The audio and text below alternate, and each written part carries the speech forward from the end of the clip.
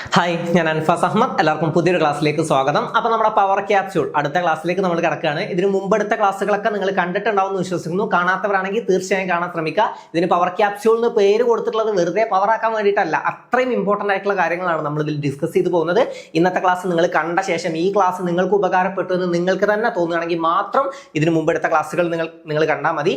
ആദ്യം ഈ ക്ലാസ് കണ്ടു തീർക്കുക. ഈ ക്ലാസ് നിങ്ങൾക്ക് സെറ്റ് ആയെങ്കിൽ തീർച്ചയായിട്ടും ഇതിന് മുമ്പെടുത്ത ക്ലാസ് ഒരു ക്ലാസ്സും നിങ്ങൾ മിസ്സാക്കരുത്.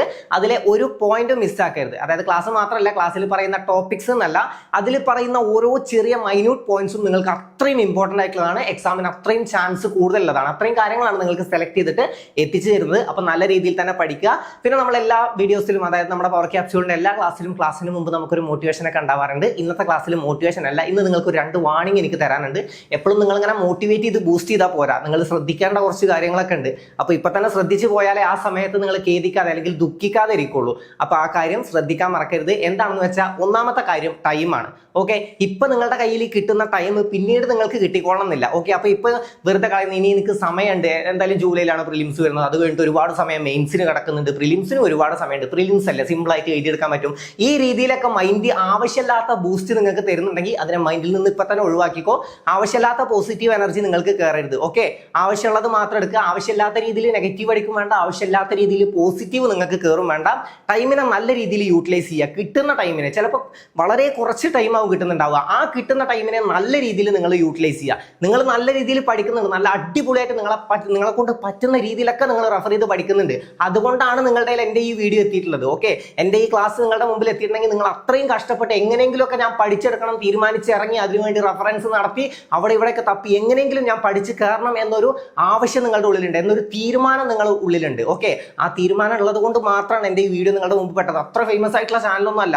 ഞാൻ വീഡിയോ ഇട്ടോ 1 ലക്ഷം ആളുകളിലേക്കൊന്നും ഇത് എത്തുമൊന്നുമില്ല. അപ്പോൾ നിങ്ങളുടെ മുമ്പിൽ ഇത് പെട്ടിട്ടുണ്ടെങ്കിൽ അത് നിങ്ങൾ അത്രയും അതിന് ആത്മാർത്ഥത കൊടുത്ത് നിങ്ങളത് സെർച്ച് ചെയ്ത്, നിങ്ങളിതിൽ വരുന്ന ഓരോ കാര്യങ്ങളും സെർച്ച് ചെയ്ത് അതിൽ ഏതൊക്കെ ക്ലാസ്സുകൾ നല്ലതാണ്, അങ്ങനെ ഓരോന്നും നിങ്ങൾ നോക്കി നിങ്ങൾക്കായ ഒരു തീരുമാനം എടുക്കാൻ വേണ്ടി നിങ്ങൾ എടുത്തു വെച്ചിട്ടുള്ള ആ തീരുമാനത്തിനെ മുന്നോട്ട് കൊണ്ടുപോകാൻ വേണ്ടി നിങ്ങൾ ചെയ്യുന്ന പ്രയത്നം, അതിൻ്റെ ഒരു ഭാഗമായിട്ടാണ് നിങ്ങളുടെ മുമ്പിൽ ഈ വീഡിയോ പെട്ടിട്ടുള്ളത്. ഓക്കെ, അപ്പോൾ കിട്ടുന്ന ടൈമിനെ ആവശ്യമില്ലാത്ത രീതിയിൽ ഒരു രീതിയിലും ഓരോ ചെറിയ മിനിറ്റിനെ നിങ്ങൾ കളയരുത്. ഓക്കെ, അത് ഇപ്പോൾ റിക്വസ്റ്റ് ആയിട്ട് കൂട്ടിയാൽ മതി, പിന്നീട് നിങ്ങൾക്ക് മനസ്സിലാവും അന്ന് ആ സമയം നല്ല രീതിയിൽ യൂട്ടിലൈസ് ചെയ്തതുകൊണ്ടാണ് എനിക്ക് ഇത്രയും മാർക്ക് സ്കോർ ചെയ്യാൻ പറ്റിയത് എന്നൊക്കെ നിങ്ങൾക്ക് മനസ്സിലാവും. ഇനി അതല്ലെങ്കിൽ നിങ്ങൾക്ക് മനസ്സിലാവാൻ പോകുന്നത് ഇത്ര പോസിറ്റീവ് ആയിട്ടുള്ള കാര്യമാവില്ല. എക്സാം കഴിയുമ്പോൾ നിങ്ങൾക്ക് തോന്നും, പക്ഷേ അന്ന് മുതലേ ഞാൻ ഇത്ര സമയമെങ്കിലും കൊടുത്ത് പഠിച്ചാൽ മതിയായിരുന്നു, ഈ മതിയായിരുന്നു എന്ന് തോന്നിക്കഴിഞ്ഞാൽ മനസ്സ് നല്ല രീതിയിൽ വിഷമിക്കും. ഓക്കെ, ഒന്ന് ആ കാര്യം, അതായത് സമയം നല്ല രീതിയിൽ നിങ്ങൾ കൊടുക്കുക, നല്ല രീതിയിൽ യൂട്ടിലൈസ് ചെയ്യുക. പറ്റുന്ന സമയം നിങ്ങൾക്കായിട്ടുള്ള, അതായത് നിങ്ങൾക്കായി കിട്ടുന്ന സമയം നിങ്ങളെ കൊണ്ട് പറ്റുന്ന രീതിയിൽ യൂട്ടിലൈസ് ചെയ്യുക. നിങ്ങൾക്ക് ചിലപ്പോൾ വീഡിയോ കണ്ടു പഠിക്കാൻ പറ്റുന്നുണ്ടാവില്ല, അപ്പൊ കേട്ട് പഠിക്കാം. എൻ്റെ ഈ ക്ലാസ്സുകളൊന്നും നിങ്ങൾ കണ്ടു പഠിക്കണം എന്ന് ഞാൻ എവിടെയും നിർബന്ധം പിടിച്ചിട്ടില്ല. നിങ്ങൾ വേറെ എന്തെങ്കിലും വർക്കിലാണെങ്കിലും എന്ത് പണിയിലാണെങ്കിലും നിങ്ങൾ കേട്ട് പഠിച്ചാൽ മതി. കേട്ടിട്ടാണെങ്കിലും നിങ്ങൾ പഠിയും എന്ന കോൺഫിഡൻസ് എനിക്കുണ്ട്. നിങ്ങൾക്ക് തീർച്ചയായിട്ടും ഇത് പഠിക്കും, ആ ഒരു ഉറപ്പ് ഞാൻ തന്നിട്ട് തന്നെയാണ് തുടങ്ങുന്നത്. ഓക്കെ, അപ്പൊ നിങ്ങൾക്ക് തീർച്ചയായിട്ടും പഠിക്കും. അപ്പോൾ ഈ മുമ്പിലുള്ള ഈ സാഹചര്യങ്ങൾ, എനിക്ക് അതിനുള്ള സാഹചര്യമില്ല, സൗകര്യമില്ല, ഈ രീതിയിലുള്ള ആവശ്യമില്ലാത്ത രീതിയിലുള്ള കാരണങ്ങളില്ലേ, അതൊക്കെ ഒന്ന് മാറ്റി നിർത്തിയിട്ട് നിങ്ങൾ നിങ്ങളുടേതായ രീതിയിൽ സമയം കണ്ടെത്തുക. ആ സമയത്തിനെ നിങ്ങളുടേതായ രീതിയിൽ തന്നെ യൂട്ടിലൈസ് ചെയ്യുക. ഞാൻ നിങ്ങളുടേതായ രീതിയിൽ എന്ന് പറയുന്നത് പലരും പല രീതിയിലാണ് പഠിക്കുന്നത്. ഞാൻ പറഞ്ഞു, പലർക്കും ഇത് വീഡിയോ കണ്ട് പഠിക്കാൻ പറ്റില്ല, ചിലർ കേട്ടിട്ടാവും പഠിക്കുന്നത്. പല വർക്കിന്റെ ഇടയിൽ കേട്ടിട്ടാവും പഠിക്കണം. അങ്ങനെ കേട്ടിട്ടായാലും പഠിച്ചാൽ മതി. ചിലപ്പോൾ പലരും ജോലി കഴിഞ്ഞ്, ചിലപ്പോൾ കേട്ടിട്ട് പോലും പഠിക്കാൻ പറ്റാത്ത രീതിയിലുള്ള ജോലികളുള്ള ആളുകളുണ്ടാവും, വന്നിട്ട് കുറച്ച് സമയം മാത്രം പഠിക്കുന്നുണ്ടാവുക. അപ്പൊ ഈ പഠിക്കുന്ന കാര്യങ്ങൾ നല്ല രീതിയിൽ പഠിച്ചു പോവുക. ജസ്റ്റ് ഒന്ന് കേട്ട് വിട്ട് ഇതൊക്കെ ഇമ്പോർട്ടൻ്റ് ആയിട്ടുള്ള കാര്യങ്ങളാണ്, ഇതൊക്കെ ഞാൻ ഒരു വട്ടം കേട്ടിട്ടുണ്ട്, അങ്ങനെ പറഞ്ഞ് വിട്ട് കളയാനുള്ളതല്ല. ഇനി ഞാൻ രണ്ടാമത് പറയാൻ പോകുന്ന കാര്യം റിവിഷന്റെ കാര്യമാണ്. ഓക്കെ, നല്ല രീതിയിൽ ഇപ്പൊ തന്നെ റിവിഷൻ ചെയ്ത് തുടങ്ങിക്കോ. അതായത് ഓരോ ആഴ്ചയിൽ പഠിക്കുന്നതും ഞാൻ എപ്പോഴും പറയാറുണ്ട്, ഓരോ ആഴ്ചയിലും ഒരു ദിവസം നിങ്ങൾ റിവിഷനായി മാറ്റി വെക്കണം. എൻ്റെ വാട്സപ്പ് ബാച്ചിൽ ഞാൻ എല്ലാ ഞായറാഴ്ചയും ഫ്രീ ആയിട്ട് കൊടുത്തിട്ടുള്ളത് വെറുതെ ഇരിക്കാൻ വേണ്ടിയിട്ടല്ല, അവർക്ക് റിവിഷൻ ചെയ്യാൻ വേണ്ടിയിട്ടാണ്. ഓക്കെ, റിവിഷൻ ചെയ്യാൻ അതിനുള്ള ബൂസ്റ്റപ്പ് നമ്മൾ മീറ്റിംഗ് വെക്കുമ്പോൾ അതിലും ഞാൻ പറഞ്ഞു തരുന്നുണ്ട്. നിങ്ങൾ ഓരോ ഞായറാഴ്ചയും റിവിഷൻ ചെയ്യണം. നിങ്ങൾക്ക് വെറുതെ തരുന്ന സമയമല്ല. ഇതുവരെ നിങ്ങൾ എന്തൊക്കെ പഠിച്ചിട്ടുണ്ടോ, അതായത് ഞാൻ പഠിപ്പിച്ചു തരുന്ന കാര്യങ്ങളല്ലാതെ നിങ്ങൾ എന്തൊക്കെ നിങ്ങൾ പഠിച്ചിട്ടുണ്ടോ അതൊക്കെ നിങ്ങൾ റിവൈസ് ചെയ്യണം. ഇപ്പൊ നിങ്ങൾ റിവിഷൻ ചെയ്ത് പെർഫെക്റ്റ് ആക്കി നിങ്ങൾ എക്സാമിന് പോയാലേ ഒരു ടെൻഷൻ ഇല്ലാതെ, അത് നല്ല കോൺഫിഡൻസോട് കൂടെ നിങ്ങൾക്ക് എക്സാം അറ്റൻഡ് ചെയ്യണമെന്നുണ്ടെങ്കിൽ നിങ്ങൾ നല്ല രീതിയിൽ തന്നെ ഇപ്പൊ തന്നെ റിവിഷൻ ചെയ്ത് തുടങ്ങിക്കോ. അല്ലാതെ എക്സാം എടുക്കുമ്പോൾ റിവിഷൻ ചെയ്യാന്ന് വിചാരിച്ച ഒക്കെപ്പാടെ റഷ് അടിച്ച് പണ്ടാരടങ്ങും. ഓക്കെ, നിങ്ങൾക്ക് മൈൻഡ് ആകെ ഡിസ്റ്റർബ് ആവും. ഇത്രയും കാര്യങ്ങൾ ഞാൻ പഠിച്ചതല്ല, ഇതൊന്നും എൻ്റെ ഓർമ്മയിലില്ല, ഇങ്ങനെയൊക്കെ തോന്നും. ഓക്കെ, അപ്പൊ ഇപ്പൊ തന്നെ ഈ പഠിക്കുന്ന കുറച്ച് കാര്യങ്ങൾ തന്നെ എടുത്ത് റിവിഷൻ ചെയ്ത് പെർഫെക്റ്റ് ആക്കി കൊണ്ടുപോയാൽ ആ സമയത്ത് ഏതും റിവിഷൻ ചെയ്യുമ്പോൾ നിങ്ങളുടെ മൈൻഡിൽ വന്നോളും. അപ്പോൾ ഇപ്പൊ തന്നെ റിവിഷൻ ചെയ്യണം, അല്ലാതെ എക്സാം അടുക്കുമ്പോൾ ആ സമയത്ത് റിവിഷൻ ചെയ്താൽ മതി എന്ന് ഞാൻ പറയുന്നില്ല. ഇനി നമുക്ക് റിവിഷൻ ബാച്ച് ഞാൻ എക്സാമിന്റെ സമയത്ത് സ്റ്റാർട്ട് ചെയ്യും. അതായത് അതിന്റെ കാര്യങ്ങളൊക്കെ ഞാൻ ഇനി ആ സമയത്ത് നിങ്ങൾക്ക് ഇൻഫോം ചെയ്യാം. അപ്പൊ അത് നമുക്ക് ആ സമയത്ത് നോക്കാം. അപ്പൊ ആ സമയത്ത് റിവിഷൻ ചെയ്യുമ്പോൾ മാത്രം പഠിച്ചാൽ മതി, അങ്ങനെ ഞാൻ ഇതുവരെ നിങ്ങളോട് പറഞ്ഞിട്ടില്ല. നിങ്ങൾ ഇപ്പൊ എന്തൊക്കെ പഠിക്കുന്നുണ്ടോ അതൊക്കെ നിങ്ങൾ ഓരോ ദിവസവും പഠിക്കുന്ന കാര്യങ്ങൾ മാറ്റി എല്ലാ ദിവസവും റിവൈസ് ചെയ്യാൻ പറ്റിയിട്ടില്ലെങ്കിൽ നിങ്ങൾക്ക് സമയം കിട്ടുന്നില്ല. ഞാൻ നിങ്ങളുടെ സമയം അത്രയും ചെക്ക് ചെയ്തിട്ടാണ് പറയുന്നത്. അതായത് പലർക്കും സമയം ഉണ്ടാവില്ല, അങ്ങനെയൊക്കെ എനിക്ക് അറിയാം. അല്ലാതെ നിങ്ങൾ ദിവസവും ഇത് ചെയ്യണം അങ്ങനെ ഞാൻ നിർബന്ധിക്കുന്നില്ല നിങ്ങളെ ആഴ്ചയിൽ ഒരു ദിവസം എന്തായാലും നിങ്ങൾ ചെയ്യണം. അതായത് ഡെയിലി നിങ്ങൾക്ക് 1 മണിക്കൂറാണ് കിട്ടുന്നതെങ്കിൽ ആ ആഴ്ചയിൽ ഒരു ദിവസം കിട്ടുന്നത്, അതായത് ആ ഞായറാഴ്ച കിട്ടുന്ന 1 മണിക്കൂറിന് നിങ്ങൾ മാക്സിമം റിവിഷൻ ചെയ്യാൻ വേണ്ടി യൂട്ടിലൈസ് ചെയ്യുക. ഓക്കെ, ഇപ്പോൾ ഇത് നിങ്ങൾ റിക്വസ്റ്റ് ആയിട്ട് കണ്ടാൽ മതി. പക്ഷേ ഇത് നിങ്ങൾ റിക്വസ്റ്റ് ആയി കാണണം. നിങ്ങൾ അത്രയും ഇമ്പോർട്ടൻസ് ഇതിന് കൊടുത്ത് നിങ്ങൾ നല്ല രീതിയിൽ തന്നെ പഠിക്കണം. ഓക്കെ, ആദ്യം നിങ്ങളുടെ മനസ്സിന് ഇത് പറഞ്ഞ് പഠിപ്പിച്ചോ. അതായത് ടൈം ആവശ്യമില്ലാതെ കളയരുത്. എനിക്ക് ഈ പോകുന്ന സമയമൊന്നും പിന്നീട് കിട്ടിക്കോണമെന്നില്ല. ഈ എക്സാം കഴിയുമ്പോൾ എന്തായാലും നിങ്ങൾക്ക് തോന്നും, അന്നേ ഞാൻ നല്ല രീതിയിൽ സമയം കൊടുത്ത് പഠിച്ചിട്ടാണെങ്കിൽ നല്ല രീതിയിൽ എനിക്ക് മാർക്ക് സ്കോർ ചെയ്യാൻ പറ്റിയിട്ടുണ്ടാവും അന്ന് തോന്നും. പിന്നെ അതുപോലെ തന്നെ ഞാൻ റിവിഷൻ ചെയ്താൽ മതിയിരുന്നു, പഠിച്ച കാര്യങ്ങളാണല്ലോ ദൈവമേ ഞാൻ തെറ്റിക്കുന്നതെന്ന് തോന്നും. ഓക്കെ, പഠിച്ച കാര്യങ്ങൾ നിങ്ങൾ തെറ്റിക്കും, നല്ല രീതിയിൽ സങ്കടം വരും, ഉറപ്പാണ്. നല്ല രീതിയിൽ സങ്കടം വരും. കാരണം അത്രയും ഞാൻ അത് പഠിച്ച കാര്യമാണ്, ഞാൻ അത് കണ്ടിട്ടുണ്ട്, ഇതിന്റെ ആൻസർ, പക്ഷേ എനിക്ക് കൺഫ്യൂഷൻ വരുന്നുണ്ട്. ഈ കൺഫ്യൂഷൻ മാറ്റാൻ പലർക്കും കൺഫ്യൂഷൻ വരുന്നുണ്ട്. ഈ കൺഫ്യൂഷൻ മാറ്റാൻ വേണ്ടിയിട്ടാണ് നമ്മൾ പറ്റുന്ന അത്രയും റിവിഷൻ ചെയ്യുന്നത്. ഏതെങ്കിലും ഒരു ക്ലാസ്സിൽ മറ്റേതെങ്കിലും കാര്യം പറഞ്ഞു പോകുമ്പോഴും വേറെ ഏതിലെങ്കിലും ഞാൻ കുത്തിക്കയറുന്നത് നിങ്ങൾക്കത് മൈൻഡിലേക്ക് ഒരു റിവിഷൻ തരാൻ വേണ്ടിയിട്ടാണ്, അല്ലാതെ എൻ്റെ സമയം കൂട്ടി കൊണ്ടുപോകാനല്ല. ഓക്കെ, പറ്റുന്ന അത്രയും നമ്മൾ ഇവിടെ റിവിഷൻ ചെയ്യുന്നുണ്ട്. നിങ്ങൾ നിങ്ങളുടേതായ രീതിയിൽ റിവിഷൻ ചെയ്യണം. നിങ്ങൾ പഠിച്ച കാര്യങ്ങൾ എന്തൊക്കെയാണ് നിങ്ങൾക്കേ അറിയുള്ളൂ. അപ്പൊ ഈ 2 കാര്യങ്ങൾ മൈൻഡിൽ വെച്ചോ. ഒന്ന്, സമയം ആവശ്യമില്ലാതെ കളയരുത്. സോഷ്യൽ മീഡിയയിൽ മറ്റ് പലതും കണ്ടിട്ടോ, അത് കണ്ടോ കുഴപ്പമില്ല, 20 മിനിറ്റ് പഠിച്ച ശേഷം ഒരു 2 മിനിറ്റ് ഇത് കാണാനൊക്കെ മാറ്റി വെച്ചോ, അതൊന്നും കുഴപ്പമില്ല. ഇടയ്ക്ക് ഒരു ബ്രേക്ക് ഒക്കെ ഇട്ട് ഇങ്ങനെ പഠിച്ചാലൊക്കെ മതി. പക്ഷെ പഠിക്കണം. ഓക്കെ, പഠിച്ച് കഴിഞ്ഞിട്ടുള്ള സോഷ്യൽ മീഡിയ ഒക്കെ മതി. സോഷ്യൽ മീഡിയയുടെ ഇടയിൽ കൂടെ പഠിത്തമല്ല, പഠിത്തത്തിന്റെ ഇടയിൽ കുറച്ച് സമയം സോഷ്യൽ മീഡിയക്കാണ് കൊടുക്കേണ്ടത്. ഓക്കെ, അതായത് വ്ളോഗേഴ്സ് ഒക്കെ പറയുന്നത് പോലെ മീൻ കൂട്ടിയിട്ട് ചോറ് തിന്നാനല്ല, ചോറ് കൂട്ടിയിട്ട് മീനാണ് തിന്നേണ്ടത്. ഓക്കെ, അപ്പോൾ പഠിക്കാനാണ് കൂടുതൽ സമയം കൊടുക്കേണ്ടത്. അത് കഴിഞ്ഞ് ബാക്കി സോഷ്യൽ മീഡിയ അങ്ങനത്തെ കാര്യങ്ങൾക്കൊക്കെ കുറച്ച് സമയം കൊടുക്കുക. അത് നിർബന്ധമുള്ള കാര്യമൊന്നുമല്ല. നിങ്ങൾ എന്തായാലും സോഷ്യൽ മീഡിയക്ക് സമയം കൊടുക്കണമെന്നൊന്നും ഞാൻ പറഞ്ഞിട്ടില്ല. ആവശ്യമില്ലാത്ത രീതിയിൽ എടുക്കരുത്.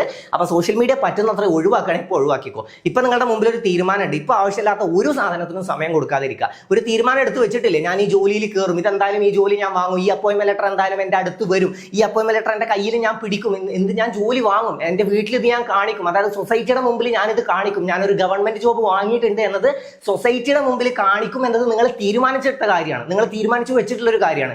അപ്പോൾ അതിന് വേണ്ടിയിട്ട് മാക്സിമം സമയം കൊടുക്കുക. ഓക്കെ, അതാവണം നിങ്ങളുടെ മൈൻഡിൽ എപ്പോഴും നിങ്ങളുടെ ആ തീരുമാനത്തിനെ പറ്റി മാത്രം ചിന്തിച്ച് അതിനു വേണ്ടി മുന്നോട്ട് പോവുക. ബാക്കിയുള്ള കാര്യങ്ങൾ ആവശ്യമില്ലാതെ ടൈം വേസ്റ്റ് ചെയ്യരുത്. ഓക്കെ, ടൈം വേസ്റ്റ് ചെയ്യുന്നത് ഇപ്പോൾ നിങ്ങൾക്ക് മനസ്സിലാവില്ല. ഇപ്പം നല്ല രീതിയിൽ ഞാൻ കുറച്ചു നേരം പഠിക്കുന്നുണ്ടല്ലോ, ബാക്കി സമയമല്ല ഞാൻ അങ്ങനെ ചെയ്യുന്നു, അങ്ങനെ പലതും തോന്നും. ആവശ്യമില്ലാത്ത പോസിറ്റീവ് പലതും നമ്മുടെ മൈൻഡിൽ വരും. കളയരുത്. ഓരോ ചെറിയ മിനിറ്റും നിങ്ങൾക്ക് അത്രയും വിലപ്പെട്ടതാണ്. നിങ്ങൾ എവിടെയും കളയരുത്. ഓരോ മിനിറ്റിൽ ചിലപ്പോൾ 5 ക്വസ്റ്റ്യൻ ഒക്കെ നിങ്ങൾക്ക് പഠിക്കാൻ പറ്റും. ആ 5-ൽ ഒരെണ്ണവും നിങ്ങൾക്ക് 1 മാർക്കായിട്ട് കയറി വരുന്നത്. അപ്പോൾ അതെപ്പോഴും മനസ്സിലിരിക്കട്ടെ. ടൈം കളയരുത്. റിവിഷൻ, ഓക്കെ, റിവിഷൻ അത്രയും ഇമ്പോർട്ടൻ്റ് ആണ്. ആഴ്ചയിൽ ഒരു ദിവസം എന്തായാലും റിവിഷൻ ചെയ്യണം. പിന്നെ മാസത്തിൽ ഒരു ദിവസം പഠിച്ച മുഴുവൻ കാര്യങ്ങളും നല്ല രീതിയിൽ റിവിഷൻ ചെയ്ത് പെർഫെക്റ്റ് ആക്കി തന്നെ വേണം. ജസ്റ്റ് ഒന്ന് ഓടിച്ചു വിട്ടാൽ പോരാ. എല്ലാ കാര്യങ്ങളും എനിക്ക് പെർഫെക്റ്റ് ആണ് എന്നുള്ളത് നിങ്ങൾ ഇപ്പോൾ തന്നെ ഉറപ്പുവരുത്തിയിട്ട് പോവുക. പിന്നെ എക്സാമിന്റെ സമയമാകുമ്പോഴും നിങ്ങളുടെ കോൺഫിഡൻസ് അത്രയും ഹൈയിൽ നിൽക്കുന്നുണ്ടാവും. ഓക്കെ, ആ ഒരു ഉറപ്പ് ഞാൻ നിങ്ങൾക്ക് തരാം. അപ്പം പറ്റുന്നത്ര റിവിഷൻ ചെയ്യണേ. റിക്വസ്റ്റ് ആണ്, ഞാൻ പിന്നെയും പറയുന്നത്, നിങ്ങളോടുള്ള റിക്വസ്റ്റ് ആണ്. ദയവ് ചെയ്ത് ഇത് ചെയ്യണം പ്ലീസ്. നിങ്ങൾക്ക് എന്തായാലും നല്ല മാർക്ക് കിട്ടും. അതിന് വേണ്ട ഓരോ സ്റ്റെപ്പ് ഞാൻ പറഞ്ഞിരുന്നത്. വാട്സപ്പ് ബാച്ചിലാണെങ്കിൽ മീറ്റിംഗ് വെക്കുന്നുണ്ട്. മീറ്റിംഗിൽ ഞാൻ ഓരോ കാര്യങ്ങളും, ഓരോരുത്തർക്കും വരുന്ന പ്രശ്നങ്ങൾക്ക് ഓരോ സൊല്യൂഷൻ നമ്മൾ പറയുന്നുണ്ട്. പിന്നെ ഓരോ സ്റ്റഡി മെത്തേഡ് ഞാൻ പറഞ്ഞിരുന്നുണ്ട്. ഇപ്പോൾ നമ്മുടെ സ്റ്റഡി മെത്തേഡൊക്കെ ചേഞ്ച് വന്നിട്ടുണ്ട്.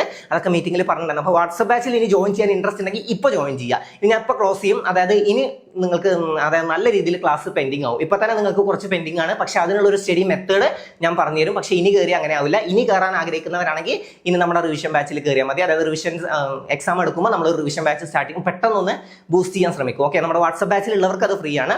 അത് റിവിഷൻ ബാച്ച് നിങ്ങൾക്ക് ഫ്രീ ആയിട്ട് കിട്ടും. അല്ലാത്തവർക്ക് റിവിഷൻ ബാച്ചിൽ കയറാൻ വേറെ ഫീസ് ഉണ്ടാവും. അതൊക്കെ നമുക്ക് ആ സമയത്ത് പറയാം. അപ്പോൾ ഈ പറഞ്ഞ 2 കാര്യങ്ങൾ നിങ്ങളുടെ മൈൻഡിൽ എപ്പോഴും ഉണ്ടാവണം. അപ്പോൾ ഇനി അധിക കാര്യങ്ങളൊന്നും പറയുന്നില്ല. മോട്ടിവേഷനൊക്കെ നമുക്ക് അടുത്ത ക്ലാസ്സിൽ നോക്കാം.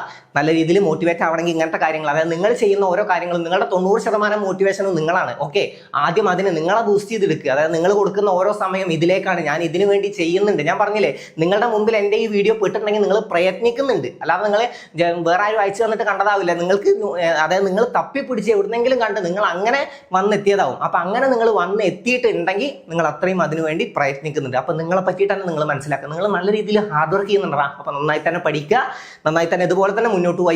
ഇപ്പൊ നന്നായിട്ട് പഠിക്കുന്നുണ്ടാവും, അതുപോലെ തന്നെ മുന്നോട്ട് പോവുക. എവിടെയും നമ്മുടെ ചെയിൻ പൊട്ടരുത്, അതായത് മാലയുടെ കണ്ണി നമ്മുടെ പൊട്ടരുത്. കൺസിസ്റ്റൻസി കീപ്പ് ചെയ്ത് പോവുക. എല്ലാ ദിവസവും കുറച്ച് സമയമാണെങ്കിലും, ചിലപ്പോൾ ഇന്ന് 1 മണിക്കൂർ കിട്ടിയിട്ടുണ്ടാവും, നാളെ 5 മിനിറ്റ് ഉള്ളൂ. ഇപ്പൊ 5 മിനിറ്റ് പഠിച്ചിട്ടൊന്നും കാര്യമില്ല, നാളെ 1 മണിക്കൂർ പഠിക്കാന്ന് പറഞ്ഞിരിക്കരുത്. ഇന്നത്തെ 5 മിനിറ്റ് അത്രയും വിലപ്പെട്ടതാണ്. ഈ 5 മിനിറ്റിനെയും നല്ല രീതിയിൽ യൂട്ടിലൈസ് ചെയ്യുക. ഓക്കെ, അപ്പൊ ക്ലാസ്സിലേക്ക് കിടക്കാം. ഈ ക്ലാസ് നിങ്ങൾക്ക് ഉപകാരപ്പെടുകയാണെങ്കിൽ, നിങ്ങൾക്ക് ഇഷ്ടമാവുകയാണെങ്കിൽ, നിങ്ങളുടെ അഭിപ്രായങ്ങൾ എന്താണെങ്കിലും എന്നെ അറിയിക്കാൻ മറക്കരുത്. അധികം ഒന്നും പറയുന്നില്ല, നമുക്ക് നേരെ നമ്മുടെ ക്ലാസ്സിലേക്ക് കിടക്കാം.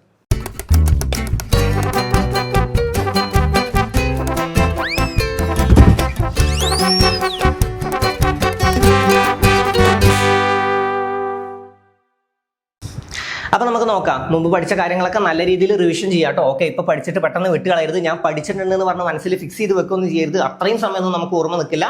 നിങ്ങൾ പറ്റുന്ന അത്രയും റിവിഷൻ ചെയ്താലേ നിങ്ങൾക്ക് എപ്പോഴും കാര്യങ്ങൾ ഓർമ്മ ഉണ്ടാവുള്ളൂ. ഓക്കെ, നമുക്ക് നോക്കാം. ഇന്ന് നമുക്ക് നോക്കാനുള്ളത് ലോഹങ്ങളും അവയുടെ അയിരുകളും. ഓക്കെ, ആദ്യം നോക്കാനുള്ള ടോപ്പിക്കാണ് ലോഹങ്ങളും അയിരുകളും. ഓക്കെ, ഓരോന്നും നമുക്ക് നോക്കാം. ഇമ്പോർട്ടൻ്റ് ആയിട്ടുള്ള മാത്രമാണ് കൊടുത്തിട്ടുള്ളത്, അതൊന്ന് പഠിച്ചു പോകാം കേട്ടോ.